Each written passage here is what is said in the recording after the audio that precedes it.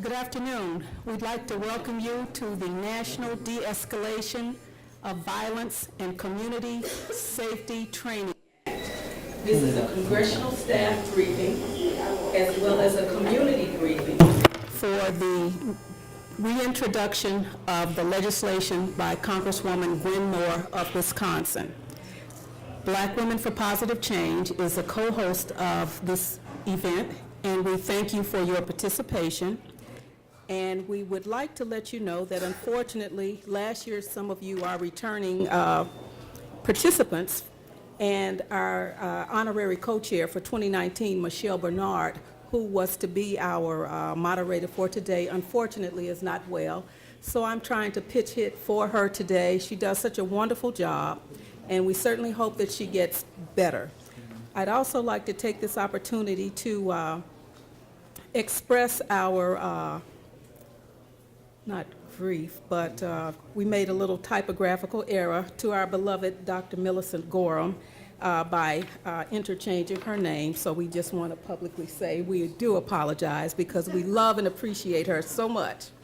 So again, thank you all for being here. My name is Carrington. I am National Vice Chair of Black Women for Positive Change. And again, we appreciate your being here because we are all concerned about de-escalation. I know that many of you see every day on TV, there are numerous events of violence all over the world, and we're very concerned about it, and Congresswoman Moore is willing to do something about it, and thus the reason that we're here today. So we'd like to start out with opening remarks from Dr. Stephanie Myers, the National Co-Chair of Black Women for Positive Change.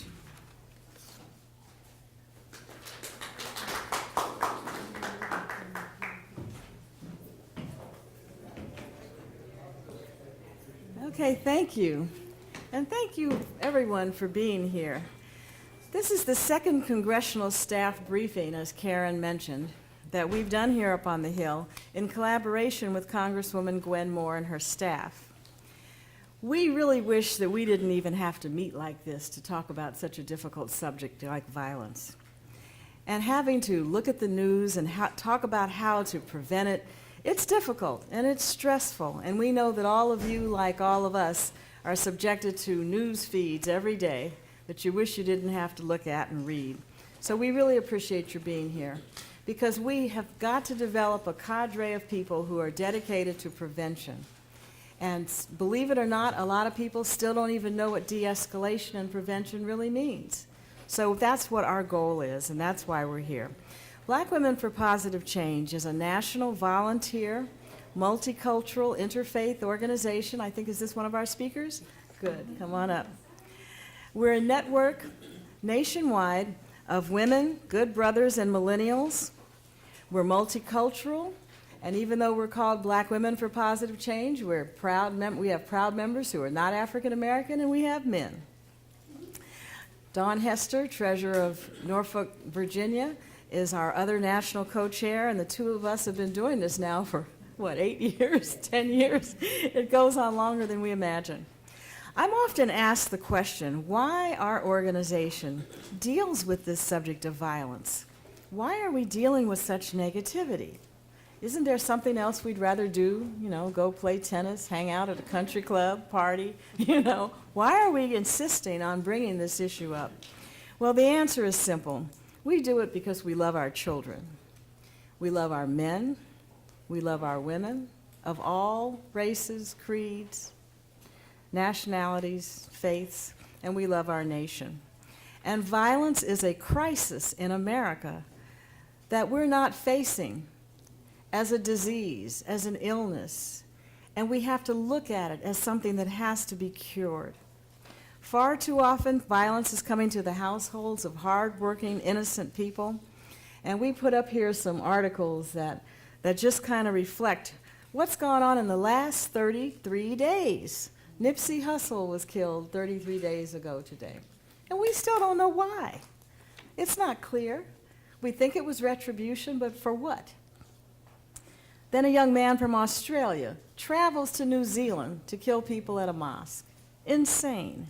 Last week, a white racist, yeah, I said it, a neighbor in Glen Burnie, Maryland, kills this boy who'd come up to Glen Burnie to get a job at Northrop Grumman. Now you can imagine what his parents did. Got him through college, he was at North Carolina A&T, going to a job. And this guy developed some kind of attitude, we don't know what the heck that was about. Kills him in the hallway, in the stairwell of their apartment building. This just goes on and on.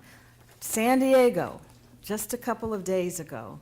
And I'm sorry Chief Newsham isn't here, because I want to mention the 9-year-old here in D.C. who was thrown to the ground by a police officer and handcuffed because he was leaning on a car, and the police officer told him to move, and he ran away, and the police officer chased him, and people started teasing the officer, ah, ha, ha, you can't catch him. So when he finally caught the 9-year-old, he threw him down. 9-year-old boy?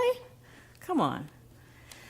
So here we are. Several years ago, we learned from the National Black Nurses, headed by Dr. Millicent Gorham, about this whole concept of de-escalation of violence. And then we found out that Congresswoman Gwen was way ahead of us, and she'd already introduced a bill on de-escalation that focused on law enforcement. So we came up and we met with her, and we suggested to the Congresswoman and her brilliant staff, Chris Goldson is here, and Ismira Attich, I'm sorry, Ismira, and other staff. And believe it or not, that staff, Congresswoman Moore's office, has big ears. They actually want to hear what people are saying, and not just people from Milwaukee, because we're here in D.C. So we sat down and we said, you know, we think this de-escalation of violence concept that we learned from our partners, the nurses, is powerful, but more than law enforcement needs to know it. Educators need to know it. Faith leaders, we now know, need to know it. Parents, young people, gang members, for heaven's sakes. People need to know what to do in a volatile situation. So that's what de-escalation is all about. The Congresswoman will be here. That buzzing you heard, they had to go vote, and she'll come through here when she can. But we're very proud that today the Congresswoman has reintroduced the legislation that Karen referred to, the De-Escalation of Violence, Training, Community, and Safety Act. I think I got it right. So our theme is to change the culture of violence in America and the world. We hope you all will get on board, grab the flyers out there. Next October 12th to the 20th, we will have our 8th annual week of positive change, nonviolence, and opportunities, and we hope you'll all be involved. So thank you very much.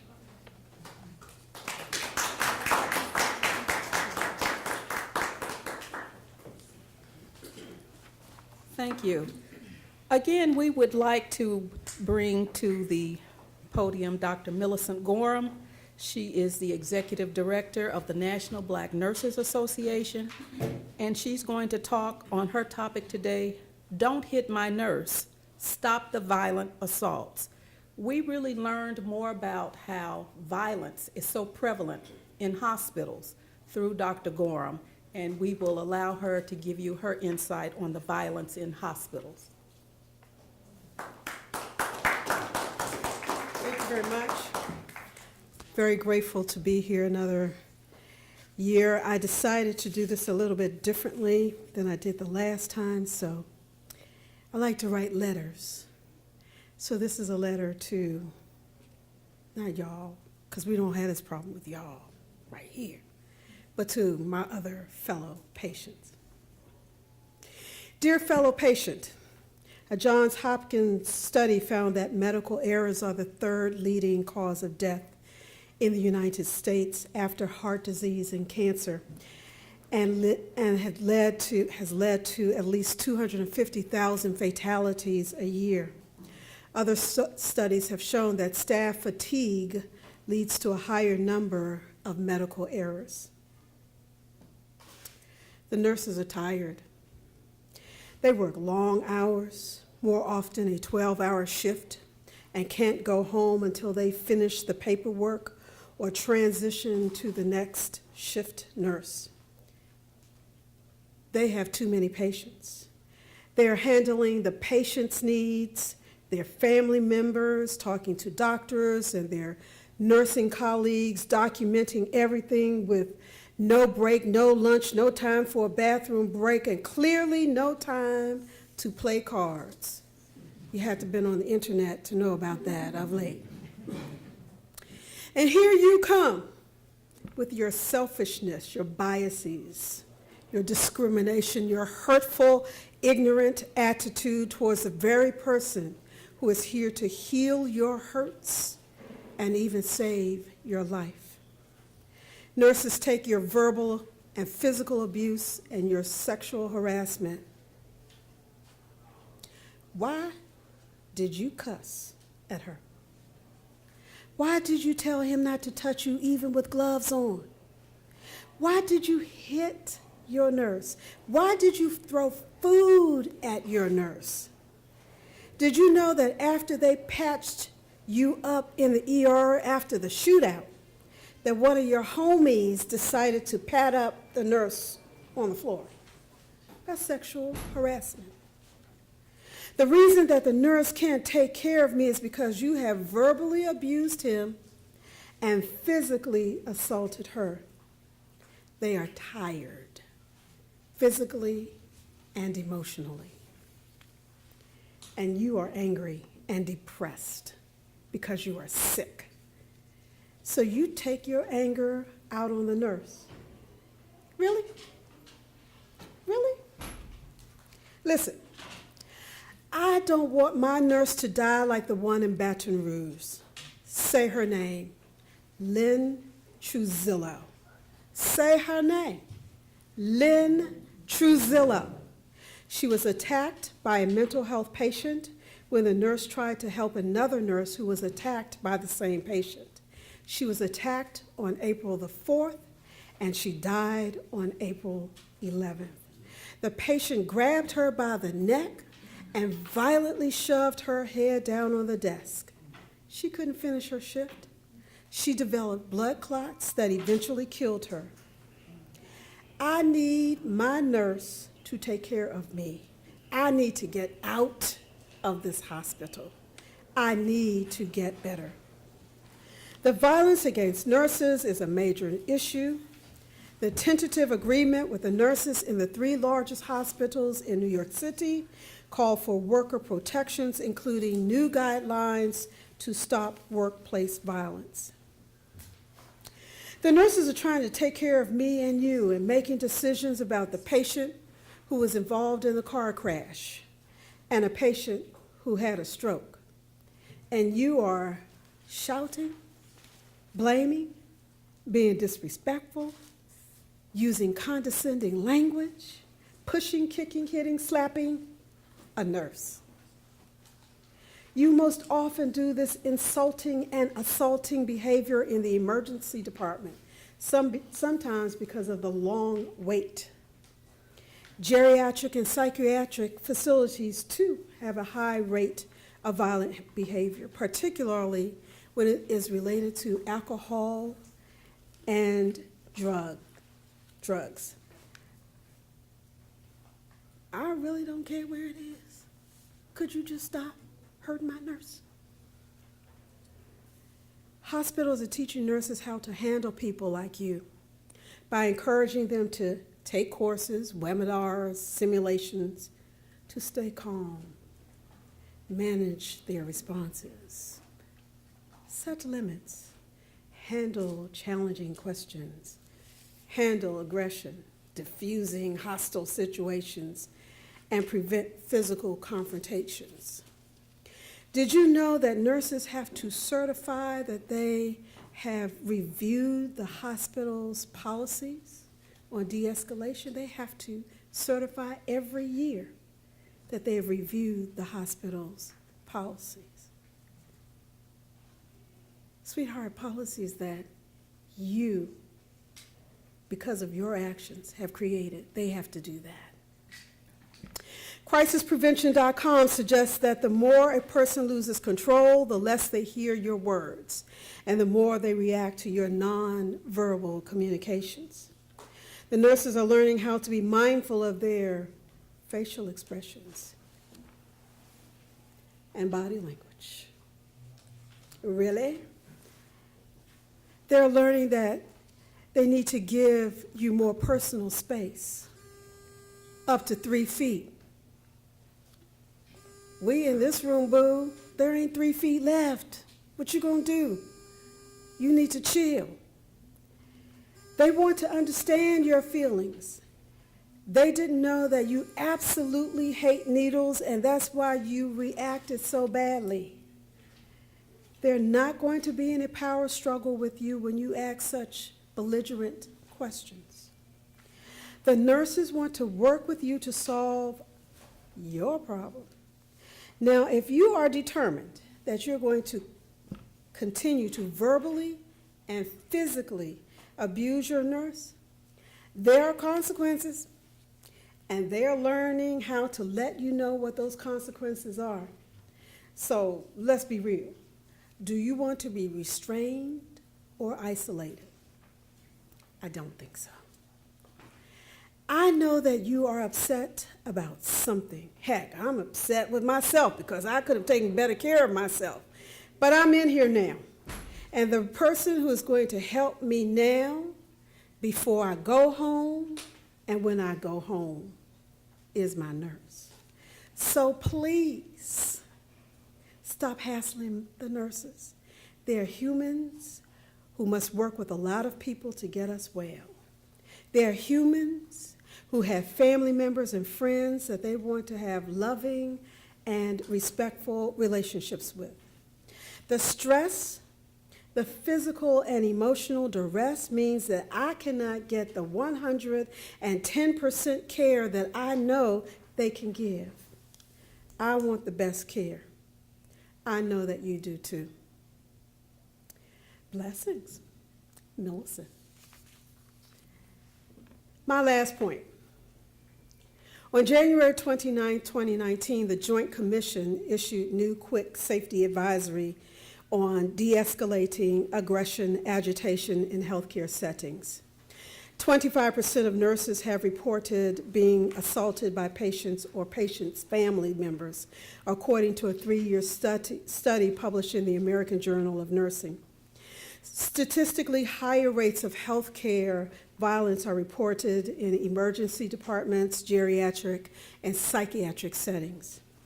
In the new advisory, the Joint Commission offers quick safety issue 47, de-escalation in healthcare, which includes techniques that healthcare professionals can apply to reduce aggression and agitation, minimize restraint or seclusion, and ultimately prevent violence or harm to staff.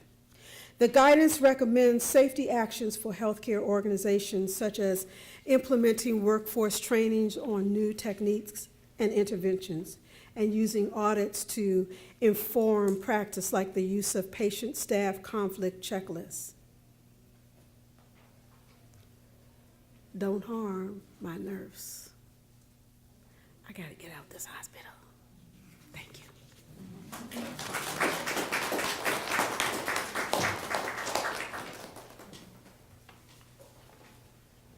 Thank you, Dr. Gorham. It is precisely what Dr. Gorham has surmised, that the reason for coming together with Congresswoman Moore to talk about de-escalation. And here we have DC Chief of Police, Peter Newsham. We had a meeting with him about 2 weeks ago regarding de-escalation, and you would not think that, like most police chiefs, probably don't think de-escalation is needed, but Police Chief Newsham had a different mindset. And we welcome that mindset because we want to make sure that things like the incident with the 9-year-old that happened about going on 2 weeks ago don't happen again.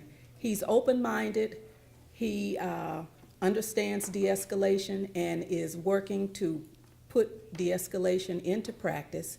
We'd like to present Chief Peter Newsham.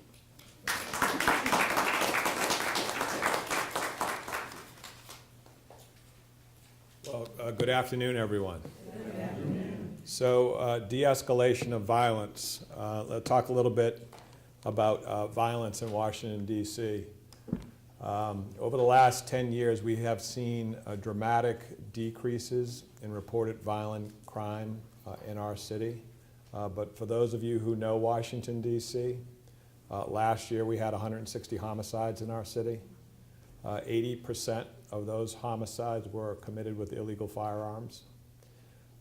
When you talk about homicides, that's really kind of the tip of the iceberg.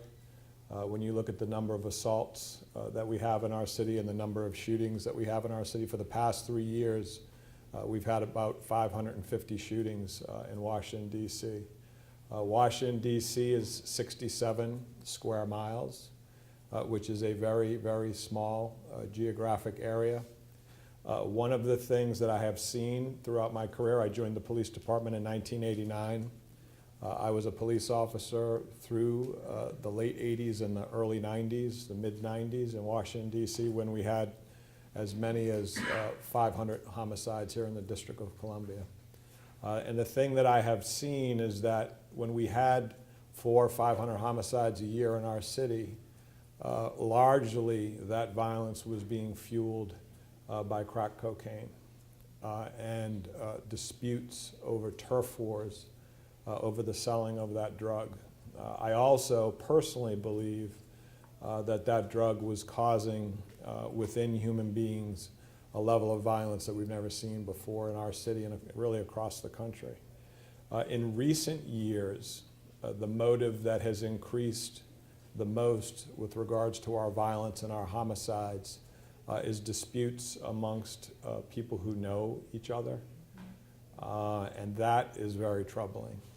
And you talk about, when I met with the group a couple weeks ago, they came to see me and they talked about, we provide our police officers with all kinds of de-escalation training. We have CIO training, which is crisis intervention officer training, and that's for officers to specifically deal with folks who have mental health issues or potentially substance abuse issues.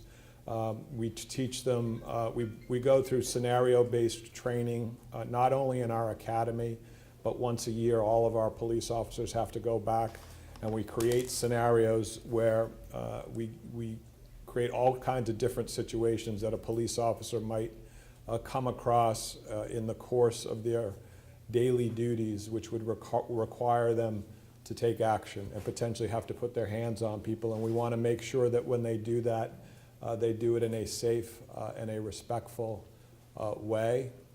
One of the disadvantages that we have in policing is that we still hire human beings to do this job. Our human beings are exposed to quite a bit of trauma in the work that they do. That doesn't excuse their behavior. The reason and the idea behind the training is to make police officers think about scenarios before they actually encounter them in real life. And then hopefully if they're thinking about that, the response will be a response that we all feel comfortable with.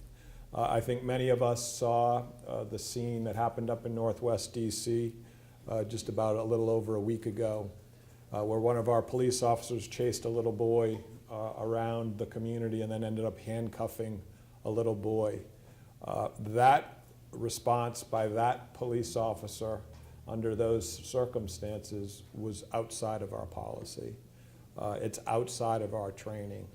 It's very hurtful for us to see that type of behavior, particularly when we spend all of our day, and when I say all of our day, from the morning we wake up till the morning we get into bed, trying to build positive relationships. And frequently in policing, the behavior of one or two officers is attributed to all of us. And so that, I can tell you from a personal point of view, is heartbreaking to see.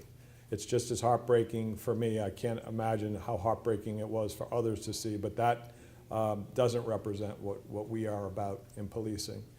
Getting back to the de-escalation of violence training and the conversation that we had a little over a week ago, the idea that other folks who regularly touch the public get this training is, in my opinion, an outstanding idea because, you know, where are the police when we need them, right? They're never there. I say that facetiously, but truth be told, we can't be there all the time when these things happen. If we have other people in our community that continuously and constantly are touching the public, if they have some of these skills on how to de-escalate, and I heard one already when you were talking about the nurses, having a bit of a distance for somebody who is in a state of paranoia is critical.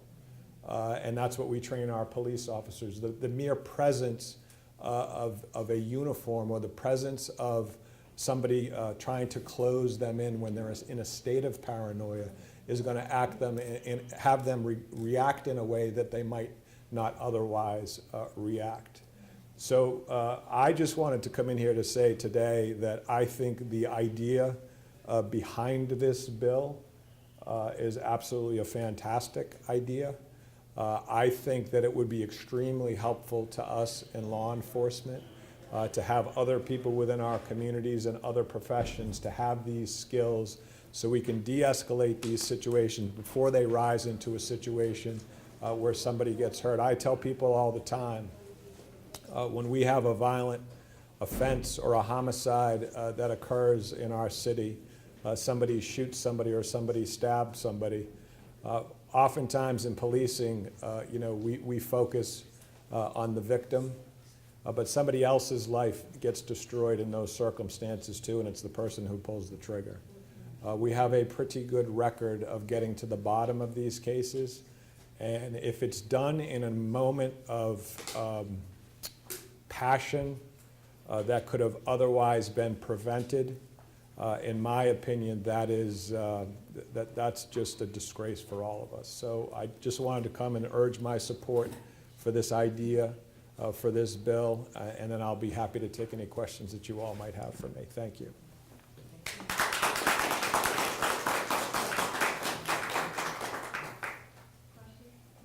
Are there any questions for Chief Newsham?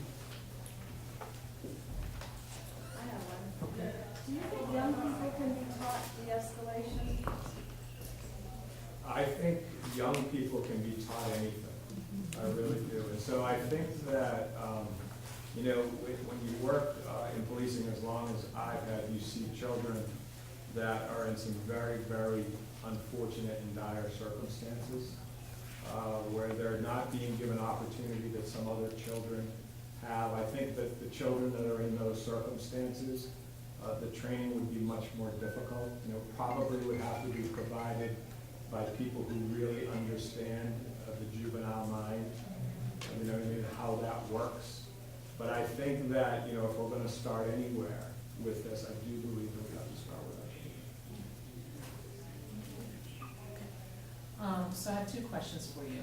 The first is, have there been any efforts to bring more social workers or social program administrators into the department to work alongside with the officers, number one?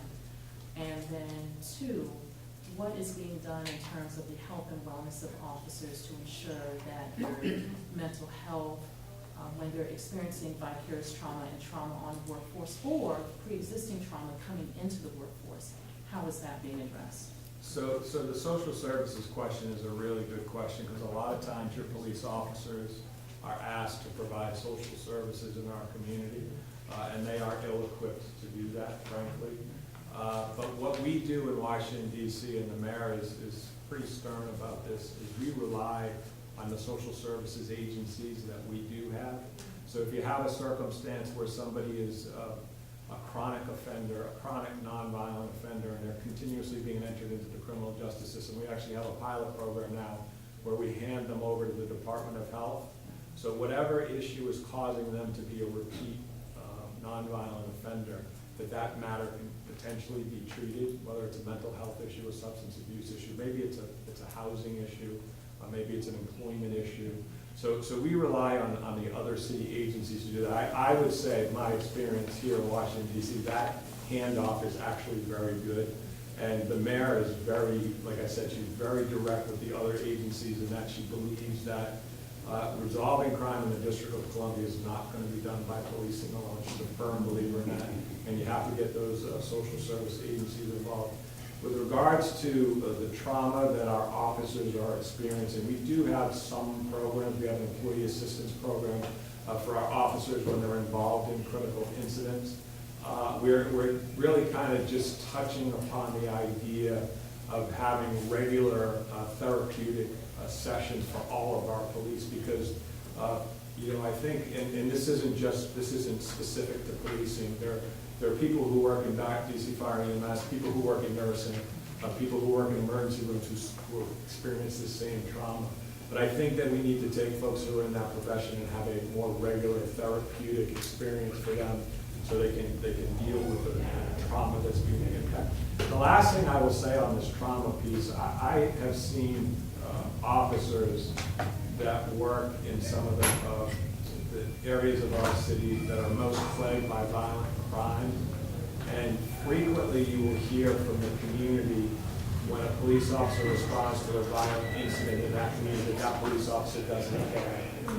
Because they go about the response like a robot.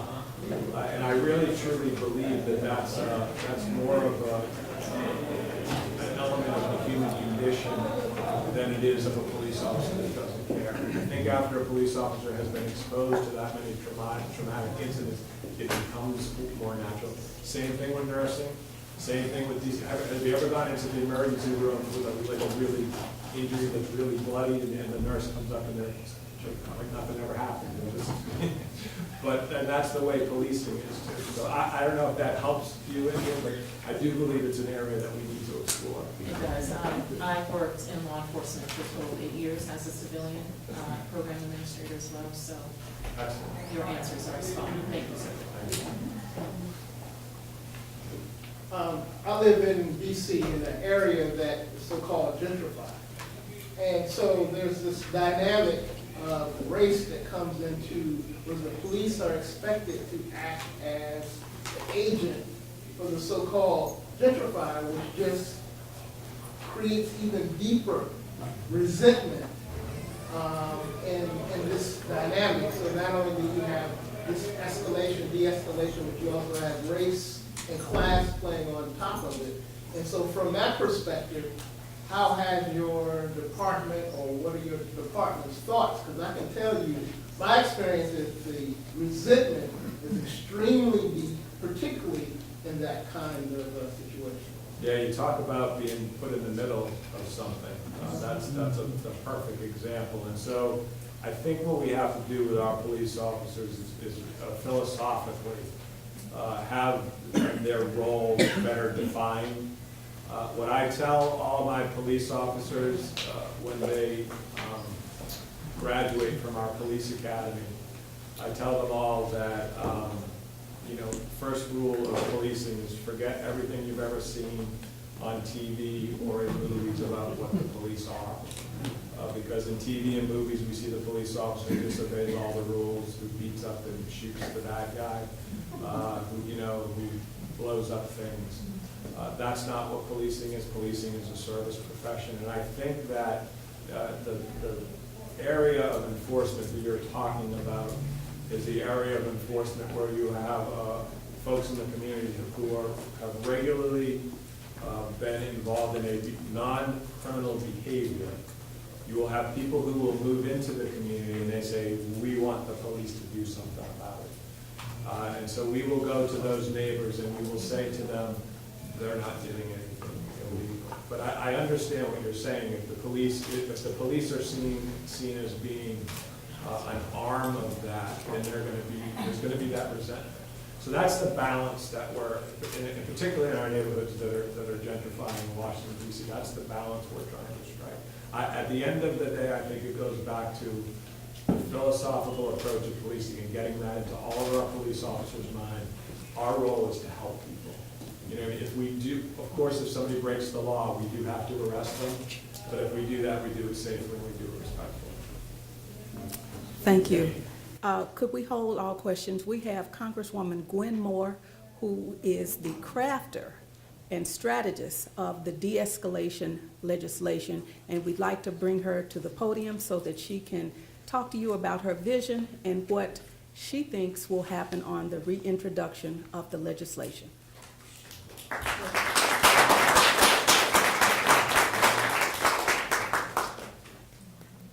sure wanted an opportunity to listen to the panelists.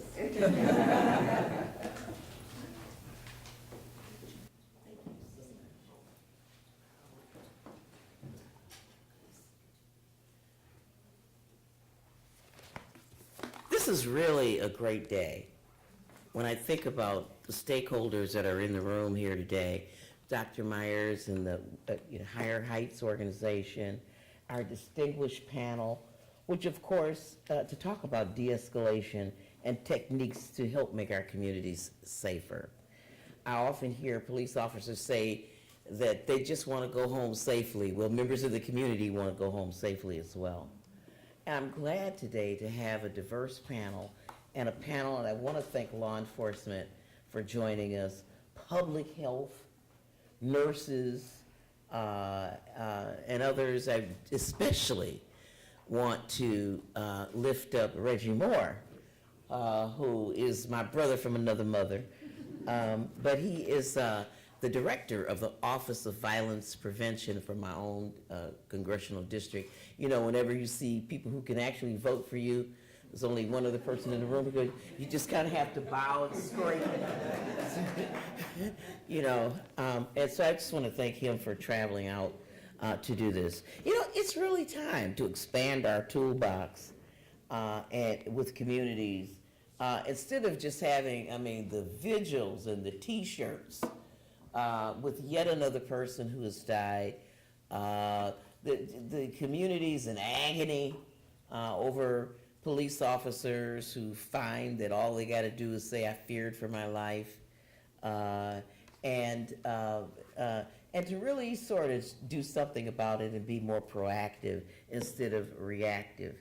I remember years and years and years ago when I was in the state legislature having a briefing by the National Organization of Black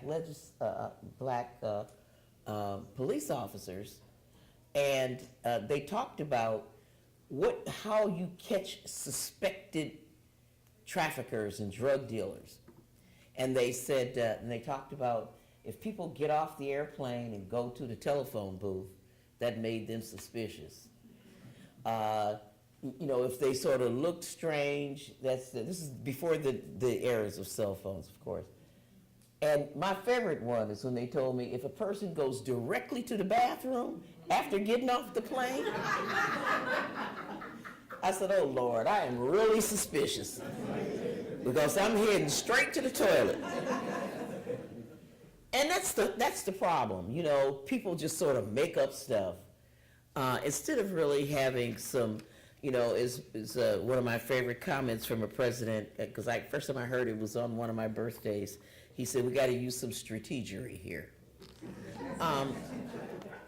And so I introduced a bill last Congress that I'm pleased to be reintroducing now, and that is to award grants to every state to find community-based de-escalation training for a wide range of stakeholders.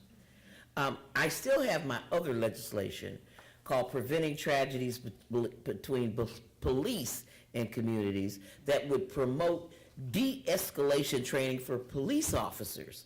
And under that measure, officers would be required to undergo effective training on certain de-escalation tactics, including non-lethal alternative methods of applying force, tactics to reduce the need for using force, and use of the lowest level of force possible to safely respond to an identified threat. And this recommendation, this bill was inspired by the police enforcement, the PERF report.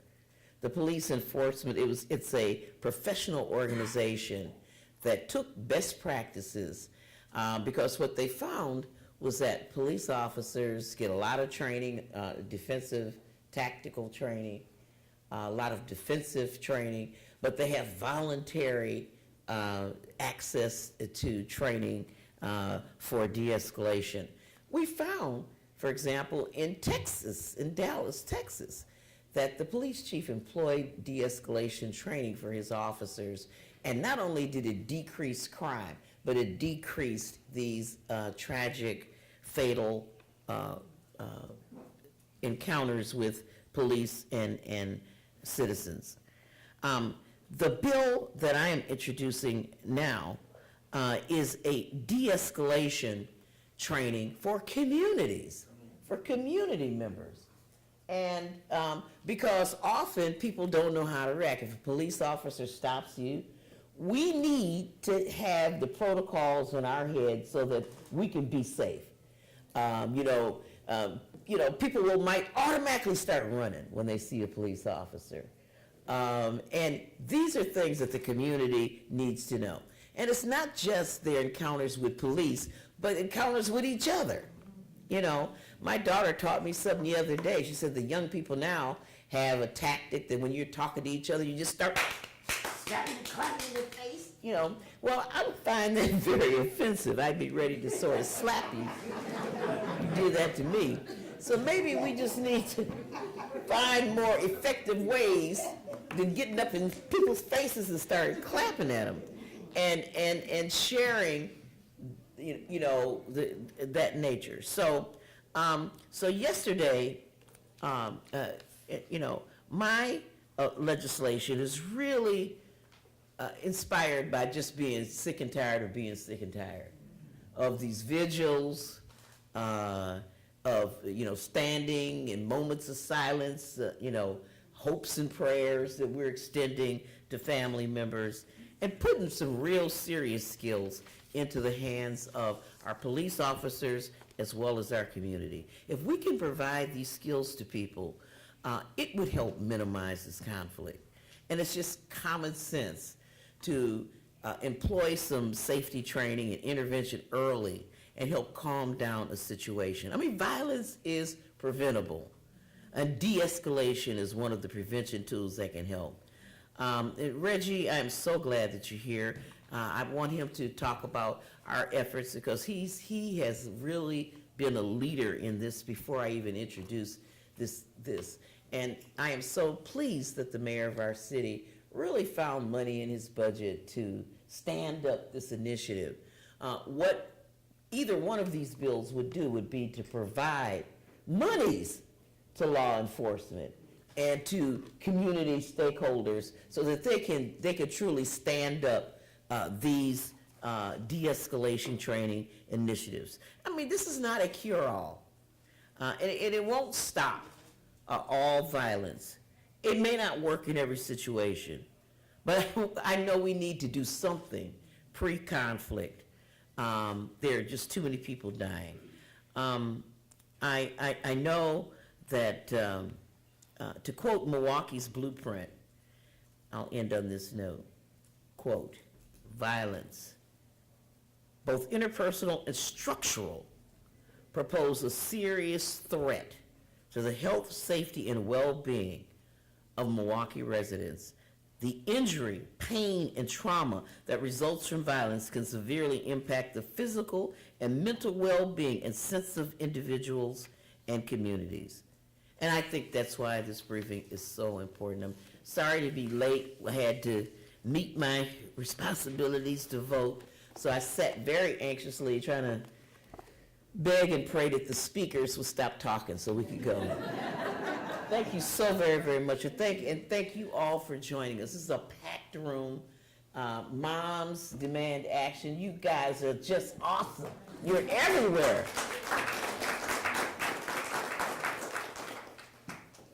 Are there any questions for Congresswoman Moore? We will take 2 questions. Oh, yeah. Any questions? Congresswoman Moore, I'm so glad to once again be with you. We were with the National Action Network, right? And that National Action Network is everywhere, too. What I wanted to say was, I want you to make sure this bill, that the funding gets to the community leaders, that the government cannot do what the community can do.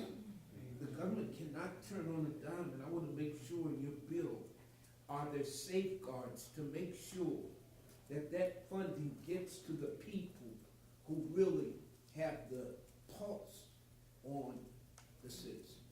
You know, that's a very important question, and we have learned the hard way that you have to write, you put a MapQuest in your legislation, else you'll have the governor or mayor or somebody balancing the budget with your money. And again, and you're right, I remember one of the criticisms initially of President Obama's wonderful black male initiative is that when he wrote it up, the only people who really qualified for it were agencies like the Boys and Girls Club, and not necessarily those community-based organizations who have experience with gang intervention and really have some connection. And so Ismira H. is my staff person, also from Milwaukee, another one of my votes, who's been working on this.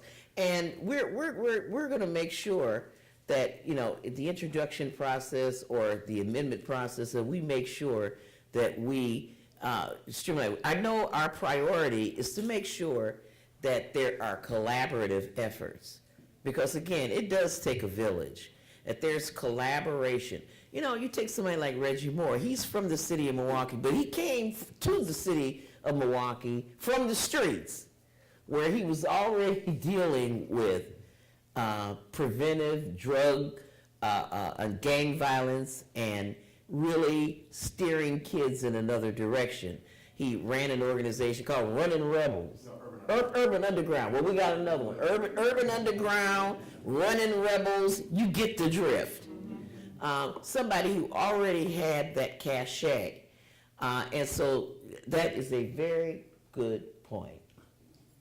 Yes, ma'am. Hi, how are you? I just wanted to say, to elaborate on what Reggie was saying also, if we can make sure we include the schools, because those kids, especially middle and high school, they're on the front line, and as opposed to them standing up there filming everything, if some of them had the training, and because they are at the same level, because like the chief was saying, sometimes they get intimidated when the police officer comes in or someone older comes in, and then this way, they have kids who look like them, who are around their same ages, who, if they had this training, they could say, look, this is what we need to do, as opposed to just taking the pictures. We just had a young lady, I forgot what your area was, but she got in a fight, she got brain damage, and she died. So a lot of times these kids are watching these fights and getting kicked in the head and everything. And so if we could actually make sure we work with the front line, with the kids who are on the front line, watching these fights as opposed to videotaping, and then they have the training, they can step in and say, this is what we need to do, and the young people will be more inclined to listen to them as well. Very good idea.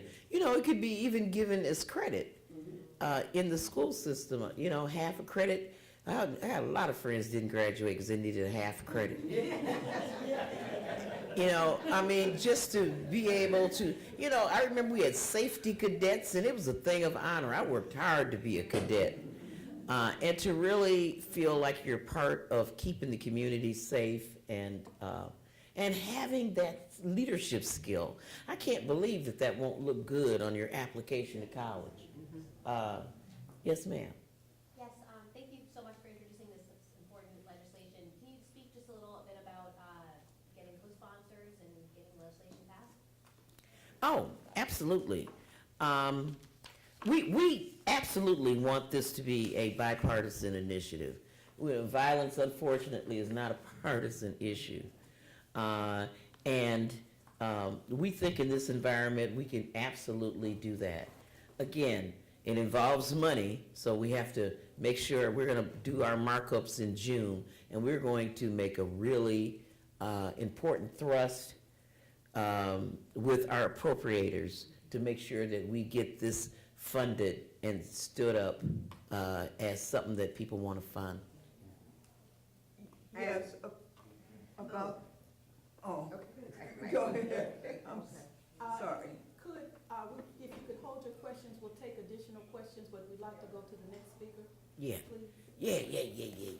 We're gonna have her for a little bit. Yeah, I'll be here.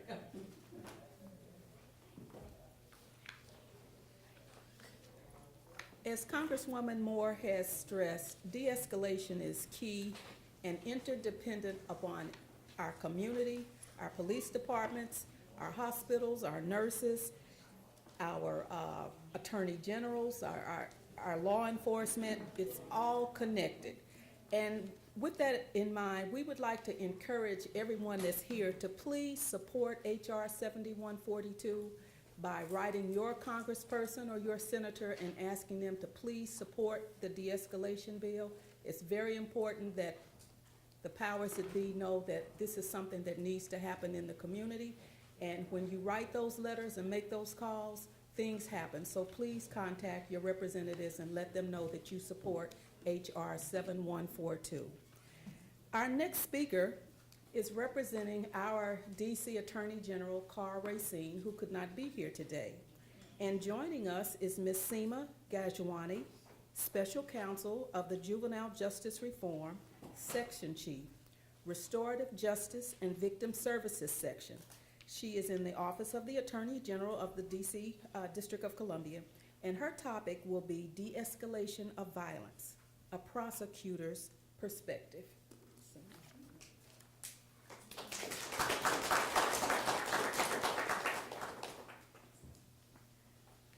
Good afternoon. Congresswoman Moore, thank you so much for your leadership, and Dr. Myers, thank you for inviting me. Honored to be here in front of all of you, and I'm honored to represent the DC Attorney General, Carl Racine, who unfortunately could not be here today. As mentioned, I work in the DC Office of the Attorney General.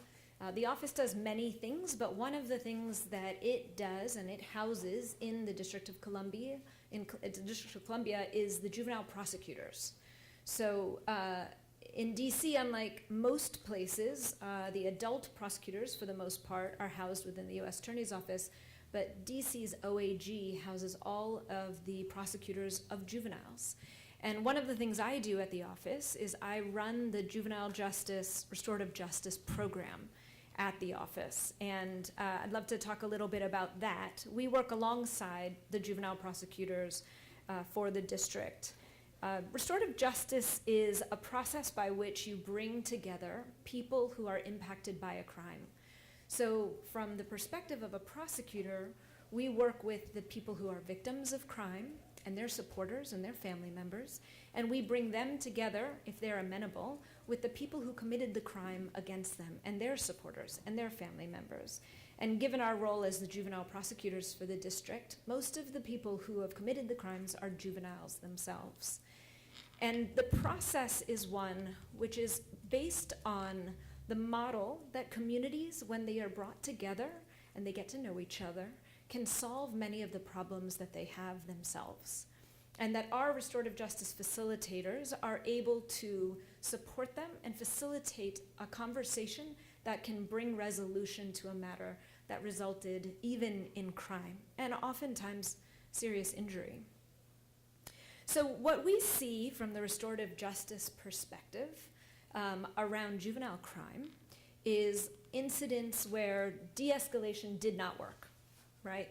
For whatever reason, a young person committed a crime, sometimes against somebody that they know, sometimes against a stranger, and some sort of compact was torn and broken, and there was and somebody was violated, and so repair needed to be done. And if a victim of a crime is amenable to restorative justice, and the person who committed the crime is amenable and interested in restorative justice, and all parties are interested in resolving the matter, we bring them together. And our 5 full-time restorative justice facilitators every day see conflict and hear from all the parties impacted by conflict. And one of the things that we see that touches upon de-escalation and conflict is that oftentimes when you have young people and adults, ego gets in the way for the adults. So we see lots of incidents at schools where a young person acts disrespectfully, cusses out a teacher, throws something, isn't listening, takes out their phone, and does things that escalate over time, and the adult in the room takes it personally and then react in aggressive ways, or step up to the young person and then the young person reacts in aggressive ways. We see that with teachers, we see that with young people against young people all the time. We see that with police officers. As Chief Newsham, my colleague in the District of Columbia, said, we see the fact that the uniform exists being in some ways a trigger to some individuals. And frankly, working alongside juvenile prosecutors, we see prosecutors and judges where ego gets in the way. And not only ego, but also bias. We see a lot of times where a young person's demeanor in a courtroom convinces a judge or a prosecutor that they don't have empathy, that they are disrespectful, that they are acting over their age. We overage young people, especially young people of color. That young people are hypersexualized. And so between ego and bias, a lot of times what it appears from our perspective is that a lot of adults could use de-escalation, but they can also use training on adolescent behavior. They could also use training on trauma. The other thing that we get to see in a restorative justice conference, which is the dialogue between the person who committed the crime and the person who was harmed, is we get to hear from the young people themselves, and that is extremely eye-opening. We hear all the time about not only the crime that happened, where the young person has to look at the person that they hurt in the eye and tell them what they did, which is really hard for young people to do. But we also hear about that young person's background. We hear about what their home life looks like. We hear about times when they were the victims of violence and nobody took it seriously. We hear about past homelessness, past abandonment, housing insecurity, food insecurity. You hear layers of trauma in young people as young as 13 and 14 and 15 and even 17. But what some of these young people go through in their young lives is just inconceivable to a prosecutor or to me or to many people, and oftentimes to the victim. And so what ends up happening is the restorative justice process serves to humanize the young person and allows people in the conference to see that young person as more than just the incident that happened. And that's extremely important for all parties, and because that happens in a restorative justice conference, it allows everyone to see clearly what needs to happen to resolve the matter, and to seek resolution out of a place of compassion, because we see each other as human beings, all of us, and that's really, really quite powerful.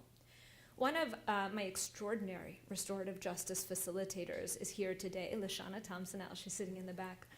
And Lashana has developed a niche specialty of facilitating girl fight cases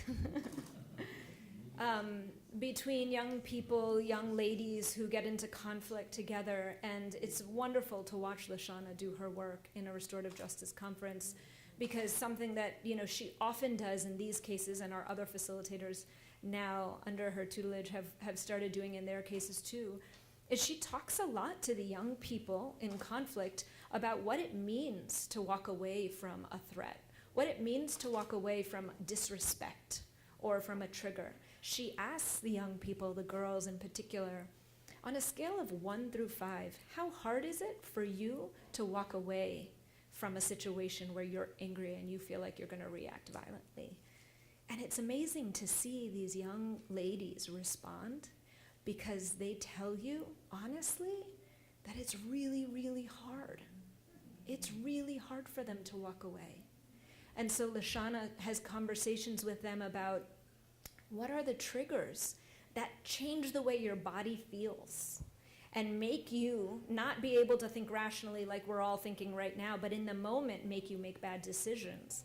And we hear young people talk about those triggers and how they feel and how their bodies respond. And then she asks them, how do you calm yourself down? What are strategies that have worked at times where you feel triggered and you're ready to fight, but you've been able to walk that back? And tell us about those stories. And sometimes they talk about, well, I listen to music. Sometimes they say I count to 10. Sometimes I take breaths. And if they say, I don't know, we say, well, what about friends of yours who have been able to do that? What are the things that you see that they're doing? And these conversations alone seem to help build capacity and skills in young people. Not only because they have to work out between themselves what happened and what's the root of the conflict and why did you react this way and why did you make this decision and why didn't you just come to them, that person who said that, and say, why did you say that about me on social media or to my friend or to my boyfriend? And so they have to work out the conflict, but also with these facilitators, what they do is they work out how they're going to respond to conflict in the future.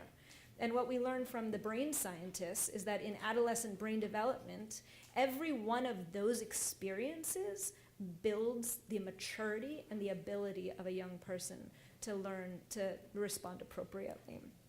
So I will wrap up and say that one of the wonderful things that Attorney General Karl Racine has allowed us to do is not only have a restorative justice program in the prosecutor's office, but invite prosecutors to sit in on restorative justice conferences and observe this.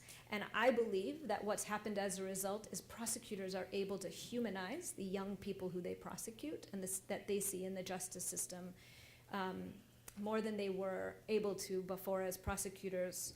And so perhaps one aspect of de-escalation training could be participation in these kind of processes to help adults raise their understanding about young people, their brains, and how they act, and to help those young people build skills to respond differently. So thank you.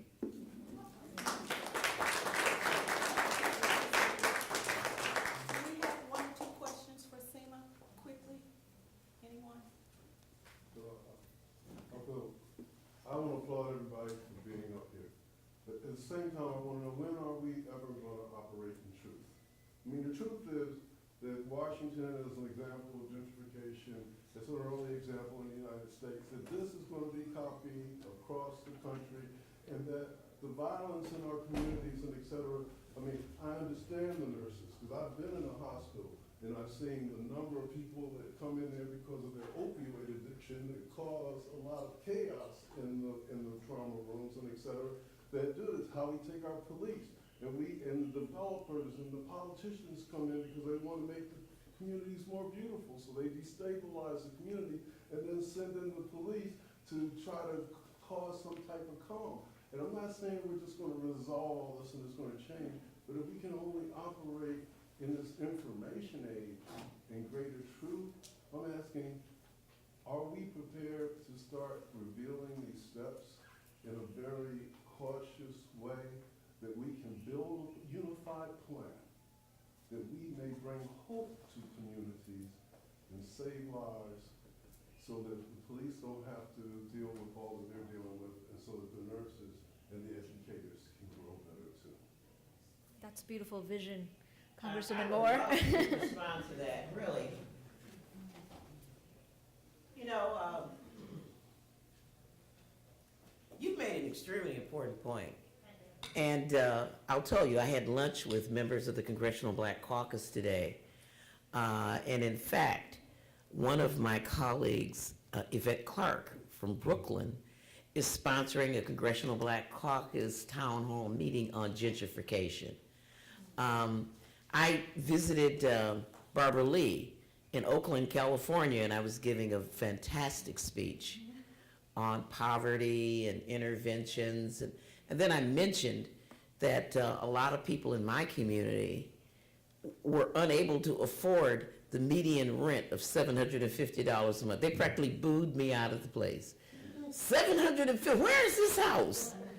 Because in Oakland, the population of African Americans has shrunk from about 34% down to about 15%, because, you know, a studio apartment costs $2,000 a month, because the high-tech industries, Silicon Valley type industries, have brought a lot of prosperity to those communities, but it has really pushed people out as well. And so you're right, you know, nobody wants to live in dilapidated housing. And so one of the things that I think is so important, we have the Maxine Waters of the world, who really, during the entire time that we were in the minority, there was practically little to no housing legislation put forth. We have the Secretary of HUD right now that does not seem to be leaning toward any innovative processes. Because one of the things that, and I worked in housing, which is why I jumped up, before I became a member of Congress and made a living doing it, you really do have to have mixed development solutions. You cannot not just reward all the developers for building high-rise apartments, but we had strategies that required that they have a third of their units be for low-income communities. We had strategies that required that they have a community center where like urban underground kids could hang out and not be displaced from their communities. I mean, that is extremely important. And if you know, developers, God bless them, they want to make their money. And they want the city to provide all kind of easements and pay for water, sewer. Honestly, I have one community in my district, a suburban community, and the former mayor, they recalled it. But the former mayor of this little village in my district used all of the TANF money to do, you know, underground work and easements to build a high-rise apartment structure on the lake, on Lake Michigan. Quite nice. But use TANF dollars to do that. Money that's supposed to help poor women and children. And so, you're right, we have got to be careful about our policy. And while it's nice to get a nice cleaned up neighborhood, you gotta put some conditions on that. Thank you for that observation. This is about the housing? Okay, I'm talking about behind you. Oh, me, no one but me. Anyway, I know Dr. Malone, wonderful person, doing great things. I'm from DC, but I live in Maryland. My son and I were talking about how helping build Congressman and everybody. It's the fact, of course, I give God glory all the time. Meanwhile, the community with the fighting and the killing and stuff, it's the fact that we got to understand, a long time ago, we looked after one another. Grandma, what happened? No love, no concern. It's sad. We be all day talking what we gotta do. But the fact is, we gotta love one another and let God work in our lives to help one another while we in this beautiful, beautiful world God gave us. I go on and on, but the fact is, communicating with the young children, the young girls, the young dudes with the pants sign down. I talk to them. My son said, "Ma, you got nerve?" I said, "Yeah." I tell them my job, I tell them about the love of the Lord, then I talk to the girls with the hair, with all the pretty curls and all that stuff. Come on. But the fact is, your hair and your fingernails do not make you. It's your heart. What we want to do in your heart while we still live there. There's a lot to do. Martin Luther King did so much. He's in heaven. But the fact is, when we go to school, we got to work with the communities and individuals. Hallelujah. In Jesus' name. Amen. She makes a very valid point. Community is extremely important. And one of the things with de-escalation, when we first started on this journey with Congresswoman Moore, de-escalation, people didn't really seem to get it. But now as many incidents continue to happen and you continue to talk about it, people are understanding de-escalation is extremely important. And with that in mind, we would like to bring to the podium Reggie Moore, who is a special guest from Wisconsin and also happens to be the brother of another mother for Congresswoman Moore. Reggie Moore is the director of the Office of Violence Prevention from the city of Milwaukee, Wisconsin. His topic today will be de-escalation of violence, an important tool, a health department perspective.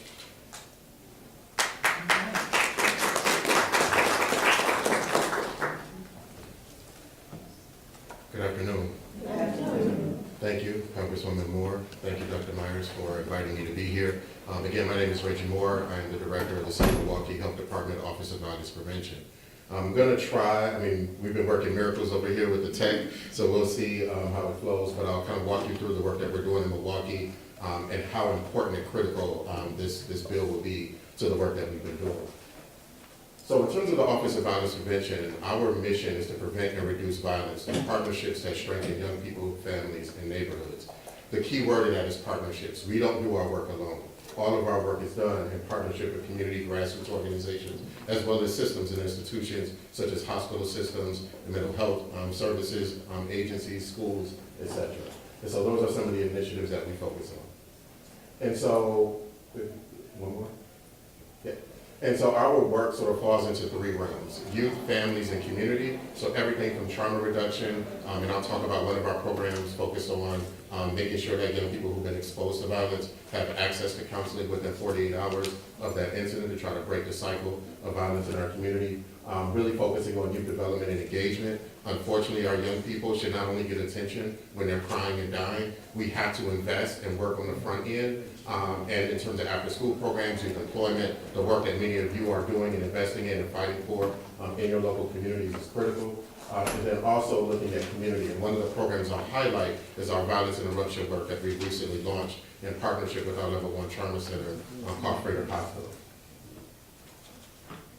So in 2015, Milwaukee saw a spike, similar to other cities around the country, in homicides and non-fatal shootings. For about over a decade before that, we had saw a significant reduction in homicides in our city. And righteously, the community, when that spike occurred, what are we going to do about it? I was appointed by the mayor in 2016, so this is my third year in this role. And we really, my condition in accepting the appointment is that the community would have to drive what we did as an office.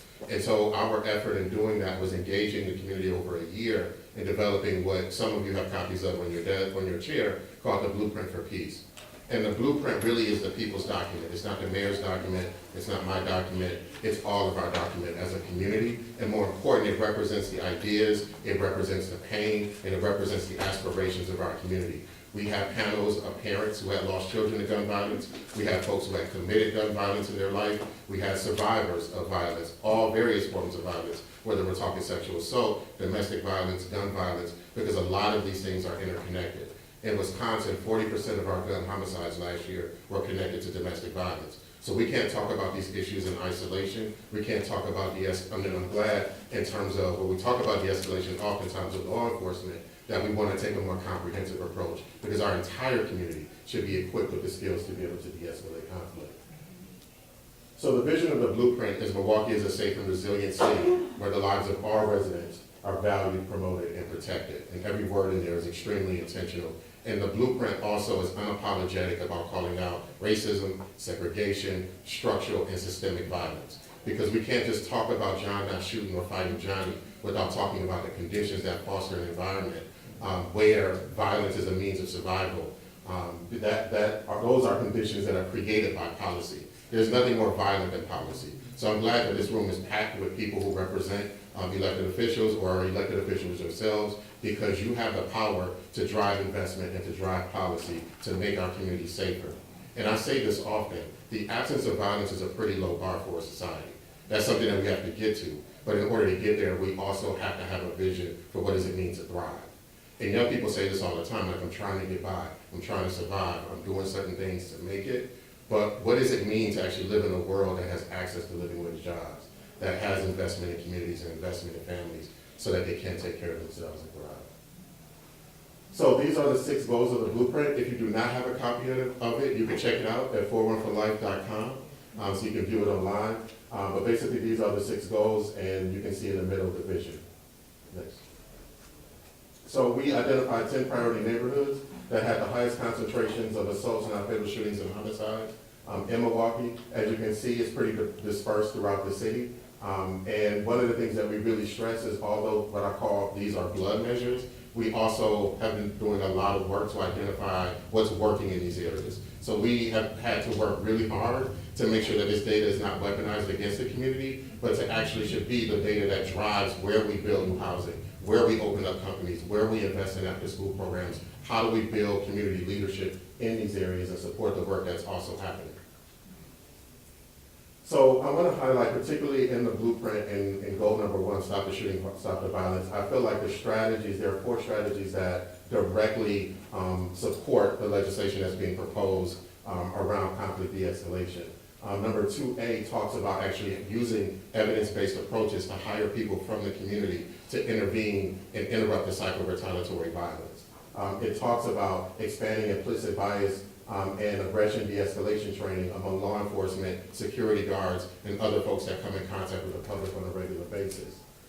Looking at building what I would call indigenous and culturally responsive leadership. So in terms of training folks in the community in conflict de-escalation is exactly what that strategy calls for. And expanding support services for survivors of violence through hospital-based community partnerships. So I will talk about that in a moment with our violence interruption program called 4-1 for Life. And if you don't know what 414 is, that's our area code. You can click it in. You know, where I grew up, you saw a lot of things. Violence was always home, man.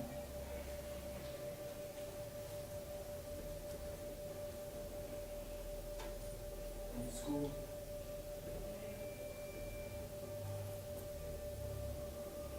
I go to the candy store and just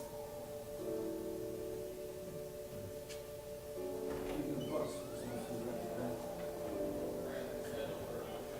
Around here, you see people that are exposed to this. You just have to expect that. The more you saw, the more it just seemed that that was the normal way. You know what I mean?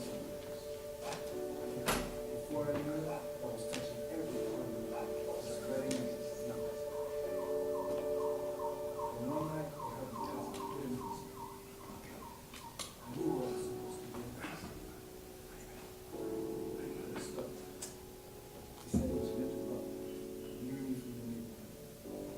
He told me how violence can spread like a disease and how we all end up hurt. He told me that I could help stop the violence, but not being violent myself. He showed me how I could use my influence to change people around me and violence.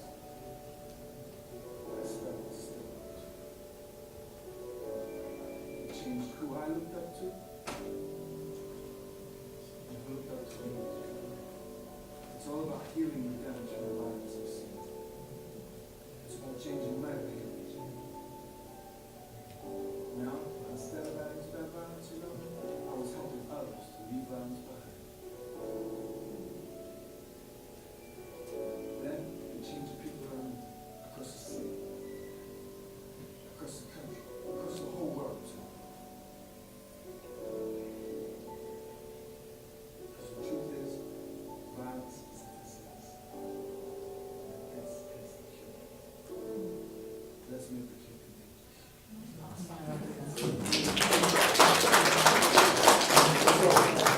So we looked at a lot of different models around the country, and Cure Violence was one that has been implemented in a variety of different cities around the world. It has a lot of evaluation research behind it, and it's founded by Dr. Sluckin out of Chicago. And this is a few images from the launch of 4-1 for Life, which literally was 3 weeks ago. The team has been working since November. And these are folks from the community that we've hired full-time to work as violence interrupters and outreach workers. Since November, in 4 months, they've interrupted 27 incidents of potential gun violence in the city. Thank you, that's worthy of an applause. Freighter Hospital, and some of the images that you see there is from some of their training, and we actually decided to do the launch at Freighter, because a lot of times these types of efforts are launched, you know, on a corner in the community, the press comes out, they're like, yeah, that's cute, another community-based program. What we wanted to stress is this is not a fly-by-night program. This is not extracurricular. This deserves the level of investment that we see in law enforcement, that we see in hospitals, that we see in healthcare, in terms of hiring people from the community who have the courage and the credibility to actually be able to interrupt the cycle of violence in our city. In the hospital system, particularly Freighter, which is the level 1 trauma center, you know, and then speaking to the nurse here, sees that trauma on a daily basis. And like DC, we have on average over 500 shootings in our city. That number of, in terms of non-fatal shootings, the number of homicides would be significantly higher if it wasn't for trauma surgeons, EMTs, and quality healthcare in our community. And so when we look at, in terms of the importance of that partnership, having surgeons stand behind and stand with people from the community to say, I trust them to make this city safer, is an extremely powerful statement. And so they also understand the economic impact. Many of the gunshot survivors who end up in the hospital oftentimes may not have health insurance. And to treat a gunshot wound is about $100,000 just for the health care, not the lost wages, not the criminal justice costs, just $100,000, which often has an impact on the public in terms of taxpayers. So understanding the economic and the moral imperative of stopping violence in our community, this is an example of what we're doing in Milwaukee. And again, this is some of the images of the training. I feel like pictures are worth 1,000 words versus me, up here rambling. All right, excellent. Really quick, I won't walk through this in detail. I did give everybody a handout of this. If you don't have it, I can make sure you get a copy. This is the logic model for the program. So it has two goals. One is looking at individual behavior change, and the other is looking at community norm change. So the interrupters and outreach workers basically case manage high-risk individuals who have been identified basically from the streets and other information being highly likely to be shot or engage in shooting someone. Oftentimes it's because of a conflict, which to your point is often situational. A lot of the violence in our city is not gang, it's not necessarily drugs. That may be underlined, but a lot of it is disrespect. A lot of it has to do with, somebody owes somebody money or a relationship issue. It's very spontaneous and situational. And so in terms of their outreach and building relationships and hearing from the street what's happening, they're able to get ahead of things. And then sometimes if they can't reach somebody in the street, they often are more receptive when they're on that trauma bed. And they're more receptive to the message about maybe I do need to change my life and I'm willing to accept that help. So that's all the individual behavior change stuff at the top in terms of getting them connected to education, employment, mental health services and supports. And then at the bottom, a lot of community outreach, public education campaigns, partnerships with community-based organizations. Basically, whenever there's a shooting within 48 hours, they're on that block, they're going door to door. They may hold an event for the kids in the neighborhood to try to denormalize. Because the worst thing that can happen is a body drops in the neighborhood, and the kids wake up in the morning and go to school, and the silence is deafening. That normalizes violence, and they believe that, and a lot of young people say, well, I gotta carry a gun because the perception is that everybody has guns. And so again, we have to unpack that. Next slide. So this is in terms of the funding. So we have support from the City of Milwaukee, Beta Philanthropies, Google.org, and several family foundations. I just highlighted one for this program. And to get to, right now we have 4 sites. To get to 4 sites, it would basically end up being about $2.2 million a year. And I wanted to just illustrate this so when we talk about this funding, what it would go for, this is an example of what this would take. And mind you, the stories that I've told is just one site of 10 individuals in one neighborhood in the city. So the return on investment in terms of prevention is clear. The next area I want to talk about briefly is goal number 2 of the blueprint, which I think underscores what you spoke about in terms of restorative justice and healing. One of the things that can offer free counseling up to 6 sessions for free to help that young person debrief what they experienced. The pictures at the top right and the top left are Style and Substance. That is an initiative that's funded through something called RECAST, which is a SAMHSA grant. It's a 5-year, $5 million initiative. We're in our 3rd year, so we do hope that that funding continues. But it really is focused on communities that have had civil unrest as a result of community and systemic violence. It's a very powerful piece of support that I think complements what's being proposed. But Style and Substance is where we've trained barbers and stylists, or begun to train barbers and stylists in the city to understand mental health and to be able to intervene. And oftentimes if somebody's sitting in a chair and like, bro, I'm getting my hair cut right now, but I'm in the middle of something and, hopefully I'll see you next month. But, they may disclose to their barber something that they're involved in, and that barber, we want to have the skills to say, bro, like, I know somebody that can help you, mediate that situation. Or if it's a mental health crisis, hey, I know a counselor, I'm referring to you to this counselor. So it's somebody that I trust and believe in, and they may be more apt to follow through on that. So we've trained a lot of shop owners in the city, but we're expanding that. Nail technicians, Uber drivers, our county bus drivers, taxi drivers. We're looking to expand that program with this support. Next slide. And so this last summer, actually the 4 pictures on the left-hand side are from last summer. And those pictures are, we had 14 straight homicides the first 14 days of August in 2018. We decided to engage the community and say, what can we do as a community to address this issue? Yes. Okay, thank you. So in the top left-hand corner is a packed training on conflict mediation. And so in terms of, is there a demand and is there a need for this? Absolutely.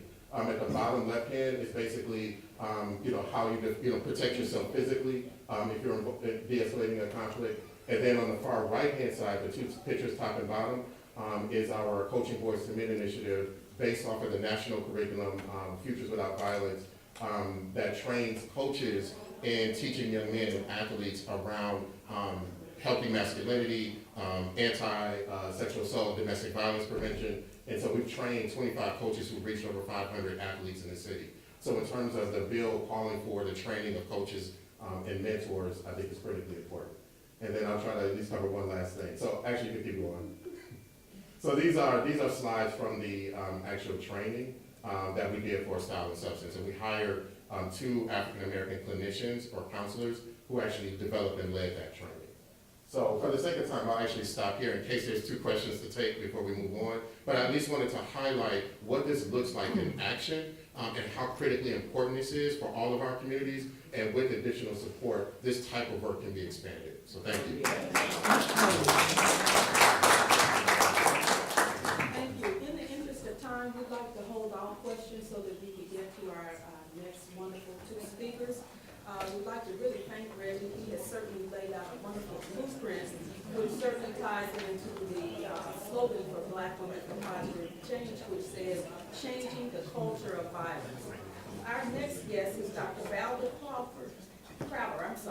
She was with us last fall and is here again in support of HR 7142. Dr. Valda Crowder is with the Capital Health Partners, and she's also a member of Moms Demand Action, an organization that we are very supportive of and work with. And Dr. Crowder's comment today will be opinions about violence. Dr. Valda Crowder. Crowder peas. All right. Yeah, some folks don't know what those are, huh? I want to thank Mildred. I want to thank Mildred for actually saying the name of the nurse, and Millicent. I want to thank Millicent for saying the name of the nurse. There was also an emergency medicine physician, Tamara O'Neill, and I'm going to add her name so we can all say Tamara O'Neill. She was shot and killed during an emergency medicine shift about 3 months ago. She was an African-American female emergency medicine physician. There's not many of us in this country. If we were all in this room, there would be seats that were still empty. And she was killed along with 2 other co-workers. So it was 3 hospital workers that were killed at this time. Some people may be wondering why they haven't heard about it, because now a mass shooting is only when 20 or 30 people are killed, not 3. So I'm going to actually, what I'm going to present today is I worked along with Lake Research as part of Capital Health Partners on a presentation that we did to the NFL on violence. And the first half of that was data that I had that related specifically to the NFL. The second half was data that Lake Research did that specifically relates to the topic today. So they gave me permission to show their half of the presentation today. So if we could go to the next slide. This is basically a survey where we looked at what are people's attitudes around violence. It was an online survey of 1,400 American adults and teens.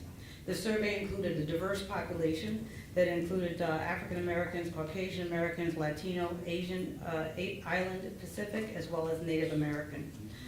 The results are subdivided into 2 categories: Americans overall, and then young Americans. We defined young Americans as 15 to 24-year-olds. We did not survey anybody that was younger than 15. There's a gray box above the results, and that actually shows what question was asked.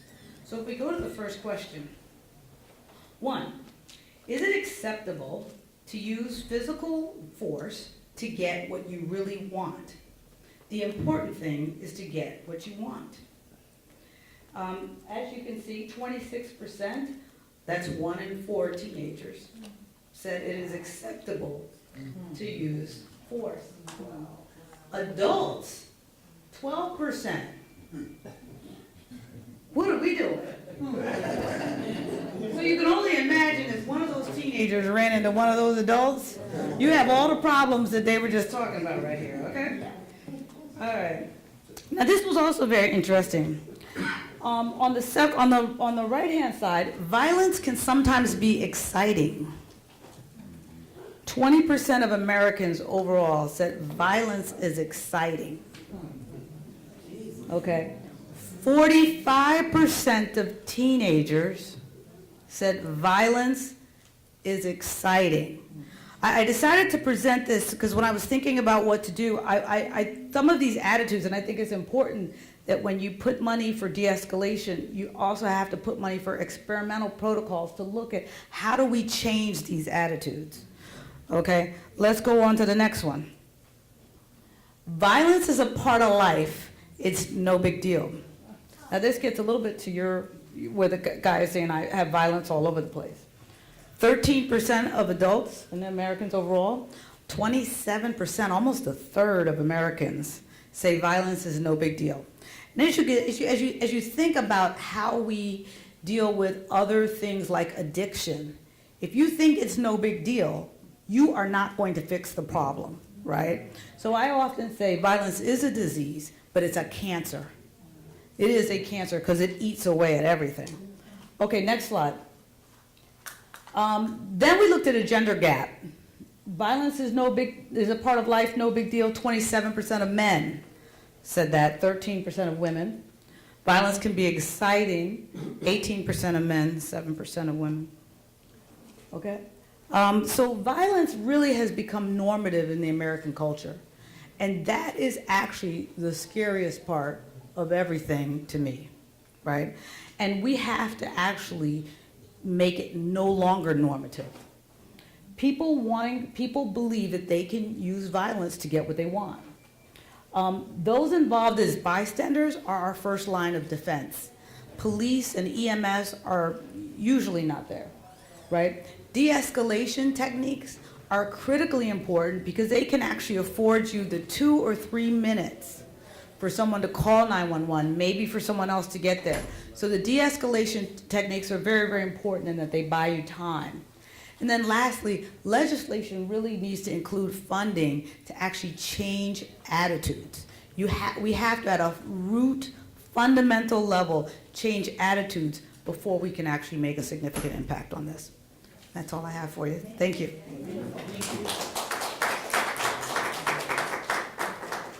And last but not least, we have Commissioner Frank Malone, President and founder of the 100 Fathers Incorporated.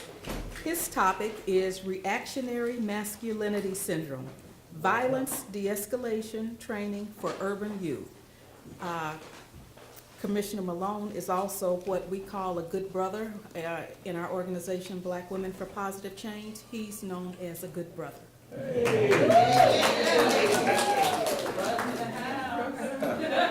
Thank you. I'm honored to be in this room and to see how many people are really interested in this subject. Before I get started, I want to say this. There's a connection for a lot of people in this room to the 100 Fathers and the work we do, and I want to point them out. Because when you think about the strength of that rope, it's brought together by cords of string that are bound together to make one strong entity. In the back of the room from Alexandria, Virginia, Mr. Jackie Stewart, who's in the book that we wrote called The Legacy of Fathers, The Pain, the Power, the Promise.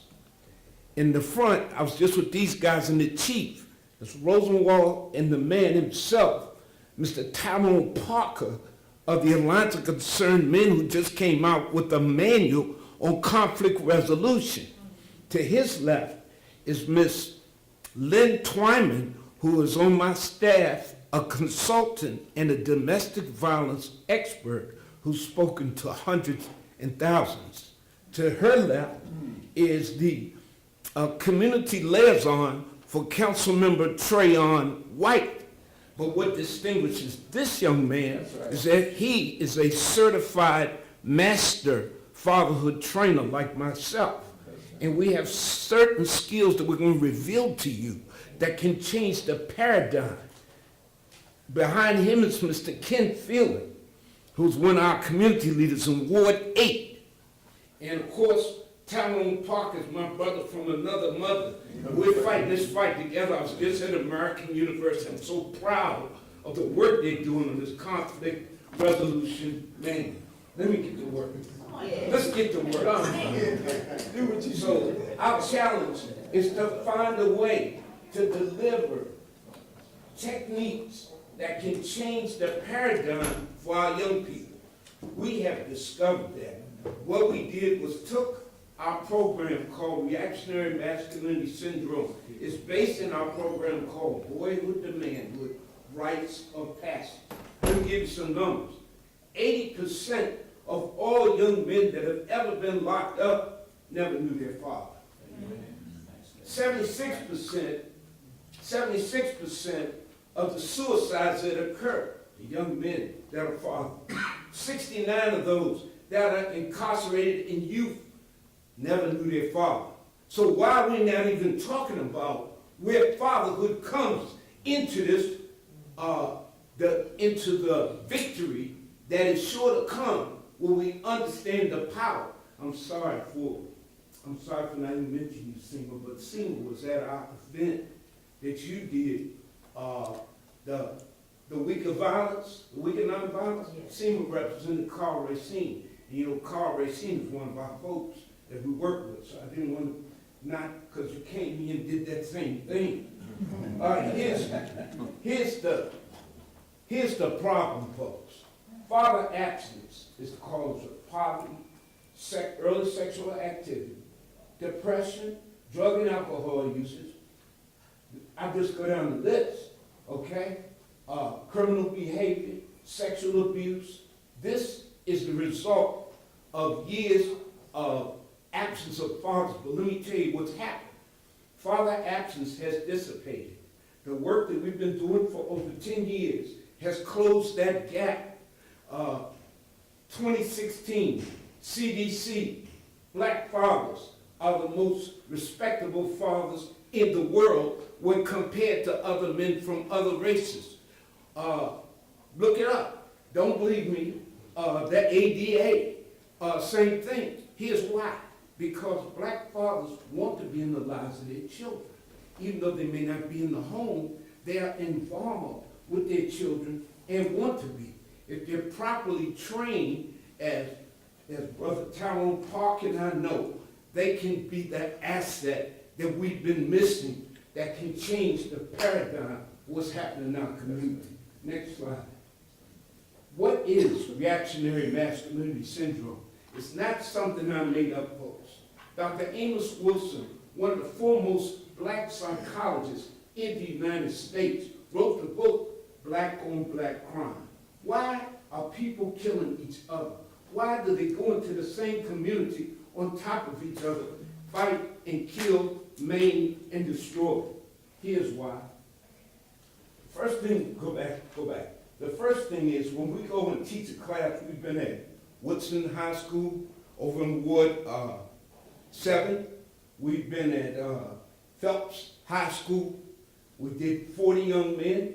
We crossed them over from boyhood into manhood. And currently, we're at Ballou High School, which is in Ward 8, a school that requires more. But when you give more, you get more. The first question we ask a young man is, what is a man? Some of them say, well, ask somebody to make a baby.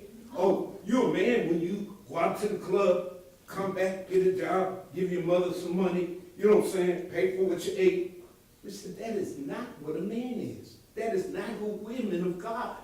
Well, we can't preach to you, but we can show you by example who we are and how we do it. Then we talk about respect. And I remember one time, I disrespected you. I'm sorry, Akila. Akila is one of our facilitators and the secretary, national secretary for the 100 Fathers. But she was bad.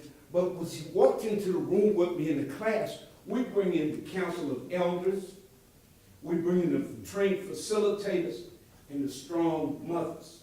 And so she came in, and she was teaching a class on domestic violence. Them boys jumped up, started saluting, trying to get gentlemen. Oh, it was a great, but these young men have transformed. Wait till you see them now, okay?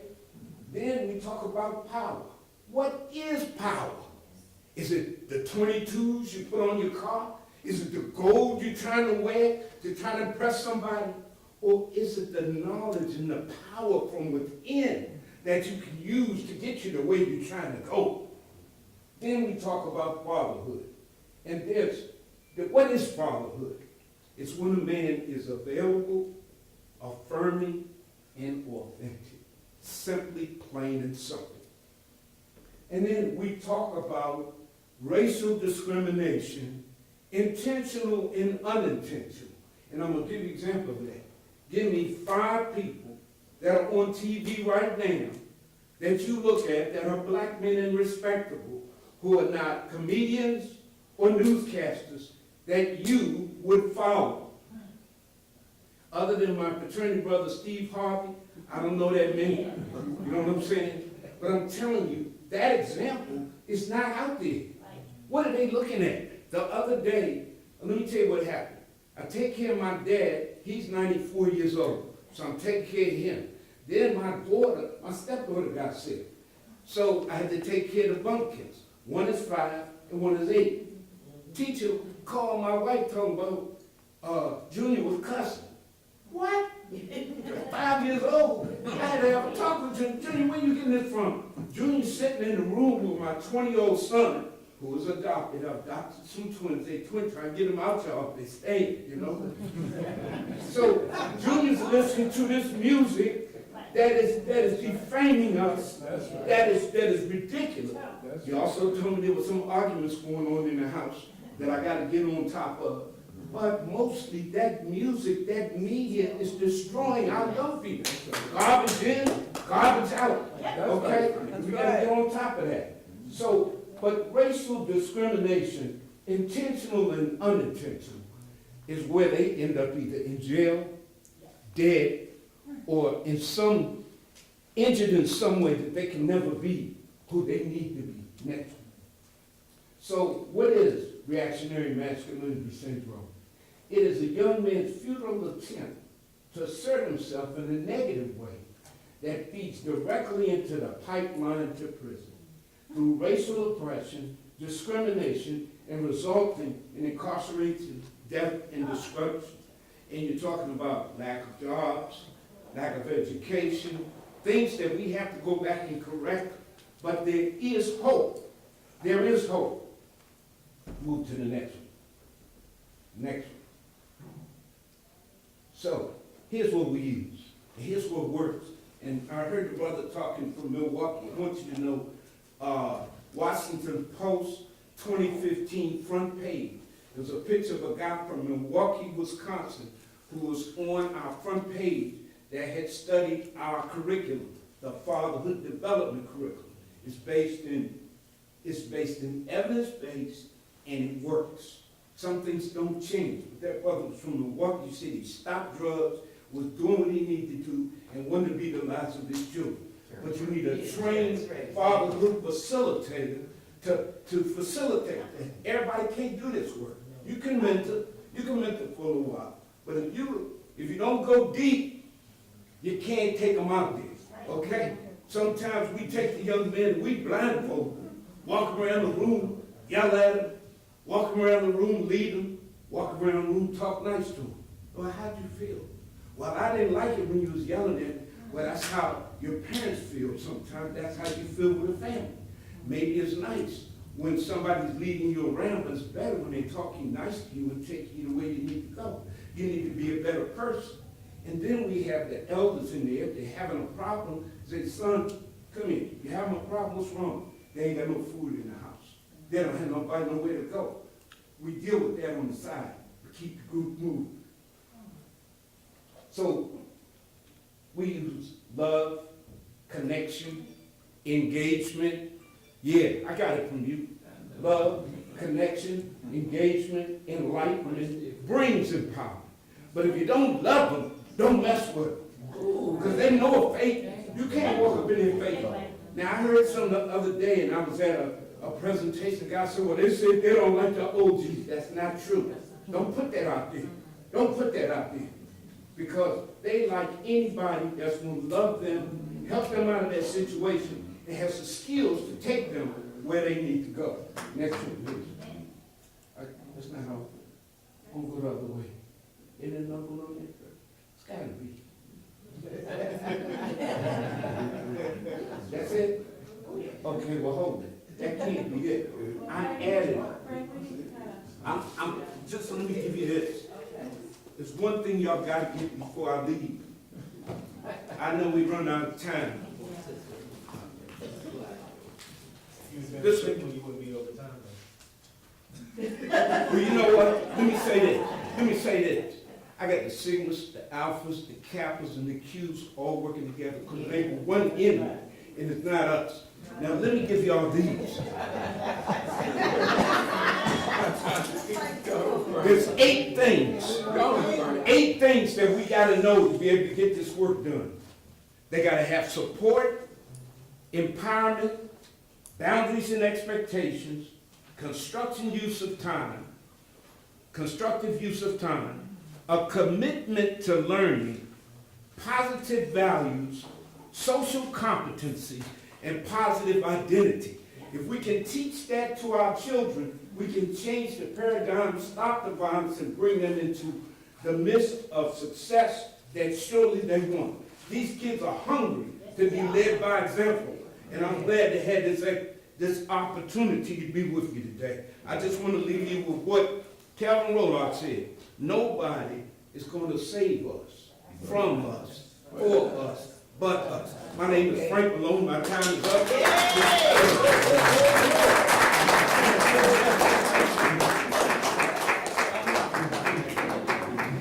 Thank you. I've been trying to get a question in. We're gonna get to the question. I'd like to take an opportunity to thank Congresswoman Moore and our wonderful panelists who have given us all various different insights on how we can change the culture of violence in America and the world. We are especially thankful and pleased to be working with Congresswoman Moore in the efforts to make sure that H.R. 7142 passes. So we again ask that you please contact your legislators and please ask them to support the passage of this bill. It's very important for all of us that are here today to make sure that H.R. 7142 passes. Yeah. Yes. Black Women for Positive Change, you guys have been super partners. I talked about the higher heights because they're wonderful as well. I always get this mixed up, but I want to make sure that you all know what excellent partners you have been. And Dr. Myers, I mean, to the extent that anybody knows about this community escalation bill, it blew up once you got involved. You know, a little old legislator can't get much done. Thank you very much. Coming to the podium is our national co-chair, Ms. Daun Hester, who is here with us from Virginia. And I want to give a special thanks to Ms. Akila Clark, who has been so involved in getting this set up. And also to Mr. Henry Joseph, our videographer and photographer. Thank you both very much. We will have questions and answers as soon as Ms. Hester is finished. And I won't take too long because there may be some more questions. But I hope that all of you are as filled as I have been in reference to the information that we've heard from all of the individuals that we've heard from, the knowledge, the experience, but the excitement and initiative around getting this bill passed is where we want to continue to focus our energy. We know we're going to do our work in our communities because that is what we are assigned to do. But we have to help Congresswoman Moore get this legislation passed as well. And so all of us, you know, I'm in Virginia, so I'm working on my Congress people to make sure they know what's happening. And so we need all of you to do that. Put it on Facebook, everywhere, get it out. I just wanted to say that. Congresswoman Moore, you're wonderful, and we thank you. Thank you very much. Thank you. I would like to ask the other members of Black Women for Positive Change to just raise their hand because we have some more in the room who have been engaged. We've been engaged and, you know, we started changing the culture of violence and now we've been moving on and working, and so we're getting it to, we're making a difference, as you all are, and we want to continue to do that and do that in partnership and collaboration with each of you. So to our expert presenters, Congresswoman Moore, you said violence is preventable. that is true. And we have to keep that in mind, that we can prevent violence. Dr. Gorham, you let us know that our nurses are tired. I'm an educator by profession, and I know that, and so I know teachers are tired. But you too let us know that our nurses who are taking care of us are tired, and they just want to do their job of caring for us, and we thank you for imparting that message with us. Chief Newsham, you know, he stayed longer than I thought he was, so, you know, I was just pleased with that. And just reiterated to us that the disputes that are in the many of our communities are about people who know each other. We've got to help with that. And Seema, you shared that the layers of the trauma that you're seeing in our young children, it's a public health issue that we're dealing with. This is a public health issue. And Reggie, community drives what we do. If the people tell us what they need and we listen and do, it will make a difference. And thank you for your great work. Dr. Crowder, violence is a disease. It is a cancer. As a cancer survivor, I totally agree with you. And I thank you for your commitment to this and to your profession of helping our medical, well, we thank you, because, you know, you taking care of us too. You know, so, but we thank you. It is a disease. And Brother Malone, they will love anyone who they know cares for them, and we have to dig deep into our children and into our communities. We have to dig deep. So I want to thank all of you for agreeing to be here. I do have to thank Dr. Myers too, because even though we're co-chairs, she does the work, and I just go, okay, let's keep going. So I have to give her a shout out. And I also want to thank, and I'm gonna try to get it right, Ismira? Ismira? It's called her Izzy. Izzy? I wanted to say the last one too, but I didn't mess up. So let me just stop right there. Ms. Thompson, and from Congresswoman Moore's office, Earlene Woods from Noble. We just want to thank everyone for everything that they have done to bring us together. Just want to remind you too that in the week of October 12th through 20th, we are hosting once again nonviolence opportunities, and this is across the world. And so it's whatever community you're in, if you can take a day, take a week, do something, have your preachers preach or whatever, there are things that can be done. You may not want to sign up today for this, but if you email us, we'll be able to share all the information with you and keep in touch with you, and we would like to do that as we move this initiative forward to get this bill passed and continue to do work in our communities that needs to be done. And so, are there any other questions before? Yes. Got 2 minutes. Okay. Ms. Dr. Reynolds. Chaplain for Black Women for Positive Change. I'm also the one who did the biography for Coretta Scott King. I traveled with her for 30 years, and she would be so proud of you today, because she said that's the missing link that she always wanted the movement to concentrate on, because that's what Dr. King's main purpose was, nonviolence. So I want to thank you for that. But my question is, ministers, we're on the front line. You know, we're the ones to go to the funerals, to go to the morgue, to pick out the caskets, to try to hold the family together. So I was wondering, what part does religion and spirituality and play in the program, Congressman Moore? Because I thought I would hear about it. I know it's somewhere, because God is always somewhere, but I just wondered where is, and you talk about healing, I expected to hear spirituality ministers, but I'm sure it's there. I would like you to tell me where it is. Can I just give a shout out that that's really important, and I'm glad that Spirit came back into the room, because we want to make sure, as Reggie indicated in his presentation, that we really get down to the grassroots. There, you know, church has been fundamental in my life. That and education, those are the two things that kind of are the gorilla glue, I think. And, you know, our churches and all of our communities do yeoman's work around reentry issues. And this would just be an extension of that. Instead of just working on helping people re-enter the community, maybe they can prevent it too. So I see, we have had a lot of discussion about the presence of religious organizations. I mean, they have IRS designations, you know, that enable churches to have separate entities that work on things. I just had a visit in my Milwaukee office during the break the other day, where a Muslim organization has built a community organization. They are not proselytizing Islam, but they are Muslims who really see the need to lean into, they're in 53206, which is one of the most violent and decimated zip codes in the country, from what I hear. And the Muslims have set up shop there just to be a service to the community. So I'm glad you raised that, because we do want to make sure that we don't exclude religious organizations from being able to lean into this. Thank you.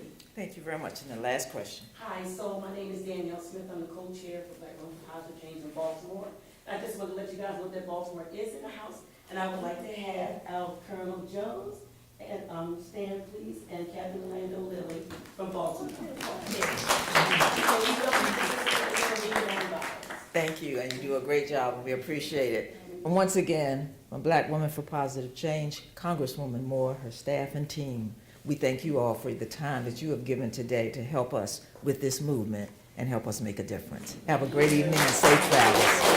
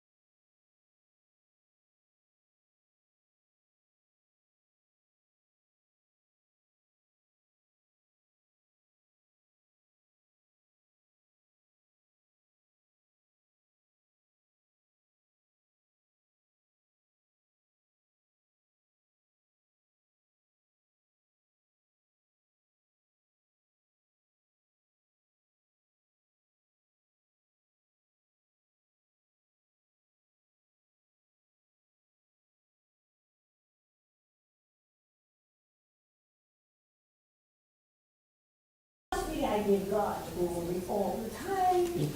Meanwhile, the community with the fighting and killing and stuff, it's the fact that we got to understand, a long time ago, we looked after one another.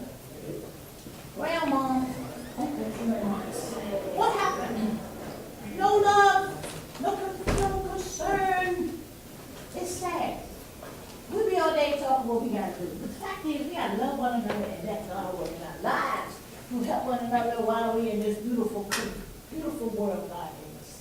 I go on and on, but the fact is, communicating with the young children, the young girls, the young dudes with the pants sign down. I talk to them. Once I say, Ma, you got nerve. I said, yeah. I tell them my job. I tell them about the love of the Lord. Then I tell them the girls with the hair, with all the pretty curls and all that stuff. Come on. But the fact is, your hair and your fingernails do not make you. It's your heart. What we want to do in your heart while we still live there. There's a lot to do. Martin Luther King did so much. He's in heaven. But the fact is, when we go to school, we got to work with the communities and individuals. Hallelujah. In Jesus' name. God bless. Amen. She makes a very valid point. Community is extremely important. And one of the things with de-escalation, when we first started on this journey with Congresswoman Moore, de-escalation, people didn't really seem to get it. But now as many incidents continue to happen and you continue to talk about it, people are understanding de-escalation is extremely important. And with that in mind, we would like to bring to the podium Reggie Moore, who is a special guest from Wisconsin and also happens to be the brother of another mother for Congresswoman Moore. Reggie Moore is the director of the Office of Violence Prevention from the city of Milwaukee, Wisconsin. His topic today will be de-escalation of violence, an important tool, a health department perspective.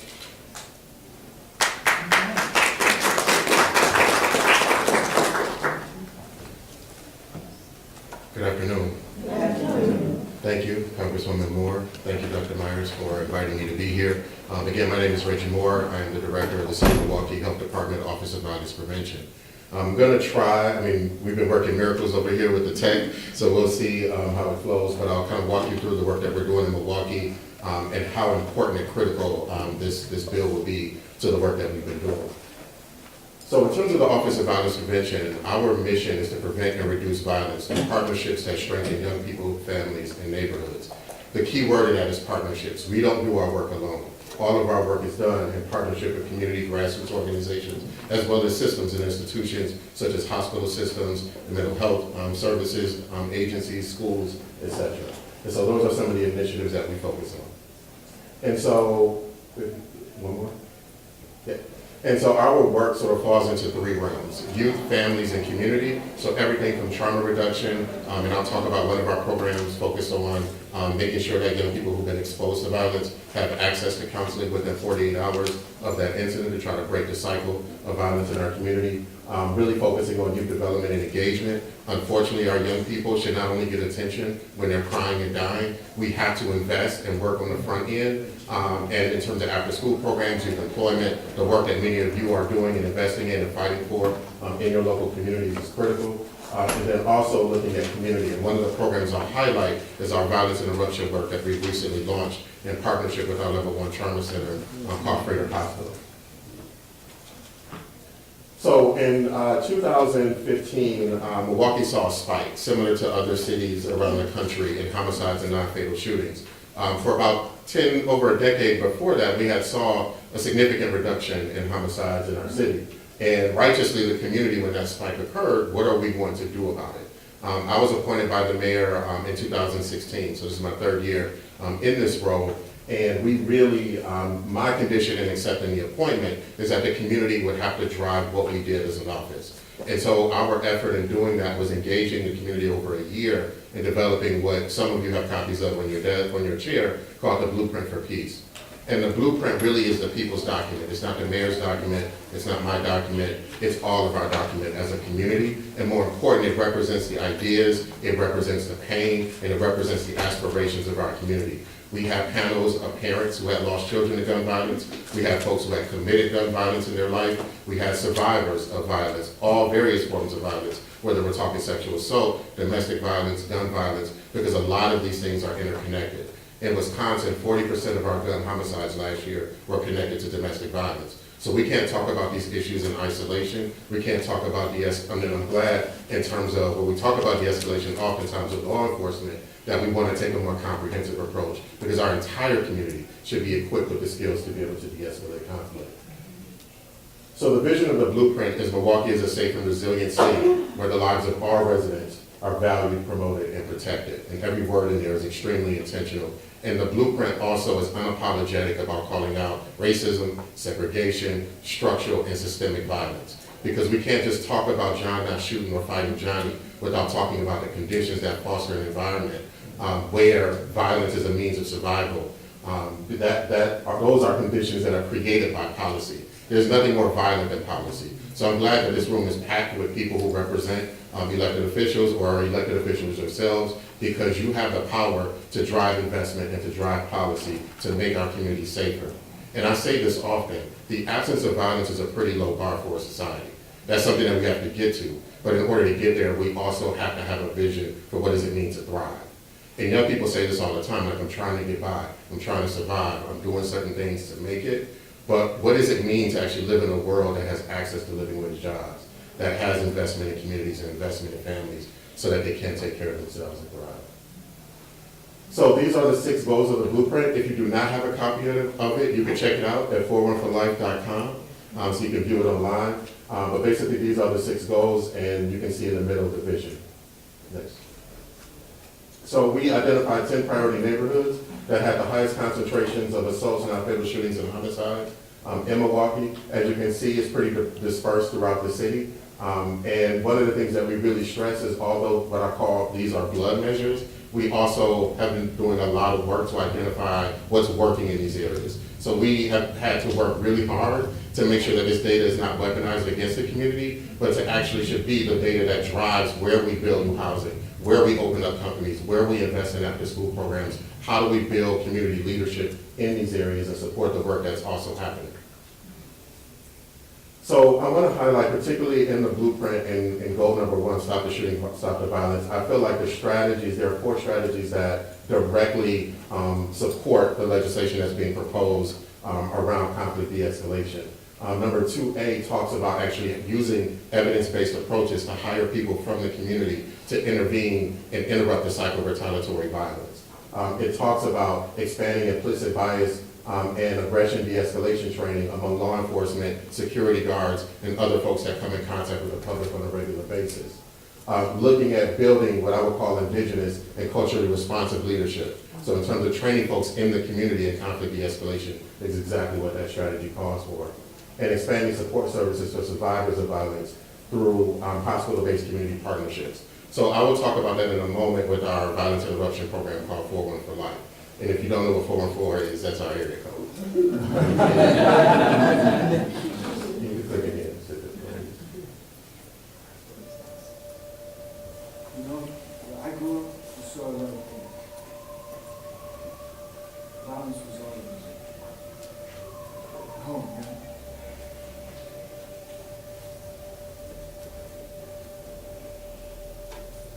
Went to school.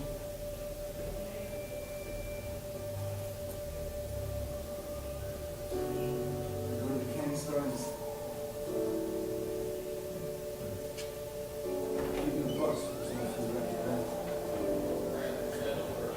And then around here, you see people that are exposed to it. You just have to expect that. The more you saw, the more it just seemed that that was the normal way. You know what I mean? Before I knew it, I was touching every part of my life. Just letting it know. And one night, I had the chance to put in this. I knew what I was supposed to do. I stuck. He said it was meant to love. He knew me from the neighborhood. He told me how violence can spread like a disease and how we all end up hurt. He told me that I could help stop the violence, but not being violent itself. He showed me how I could remind folks to change people around you. That's still. It changed who I looked up to. And who looked up to me. It's all about healing the damage from the violence of sin.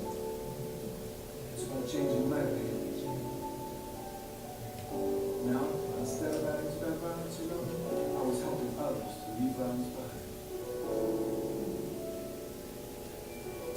Then, it changed the people around me, across the city, across the country, across the whole world, too. Because the truth is, violence is a disease. This is the cure. Let's make the cure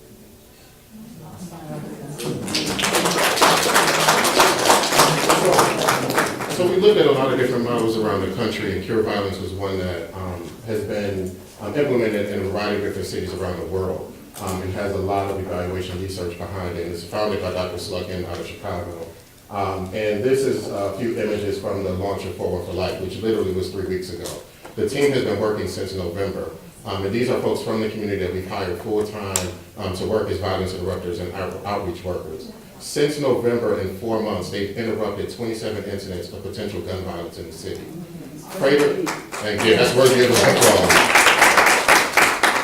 Freighter Hospital, and some of the images that you see there is from some of their training, and we actually decided to do the launch at Freighter, because a lot of times these types of efforts are launched, you know, on a corner in the community, the press comes out, they're like, yeah, that's cute, another community-based program. What we wanted to stress is this is not a fly-by-night program. This is not extracurricular. This deserves the level of investment that we see in law enforcement, that we see in hospitals, that we see in healthcare, and in terms of hiring people from the community who have the courage and the credibility to actually be able to interrupt the cycle of violence in our city.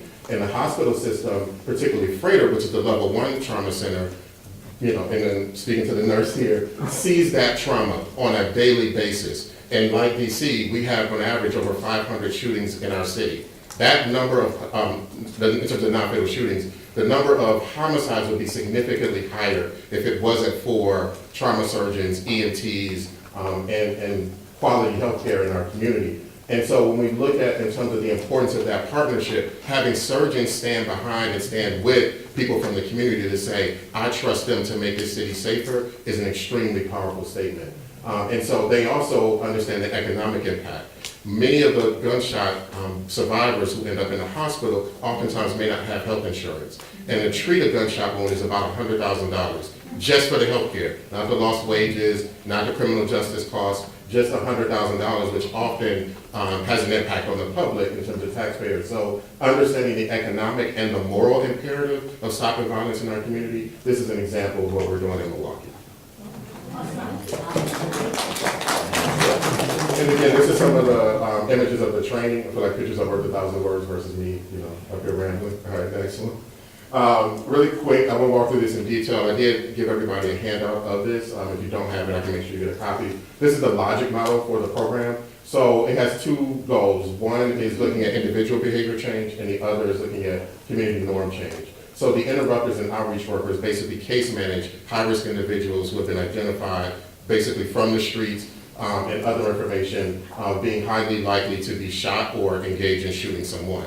Oftentimes it's because of a conflict, which to your point is often situational. A lot of the violence in our city is not gang, it's not necessarily drugs. That may be underlined, but a lot of it is disrespect. A lot of it has to do with you know, somebody owes somebody money or a relationship issue. It's very spontaneous and situational.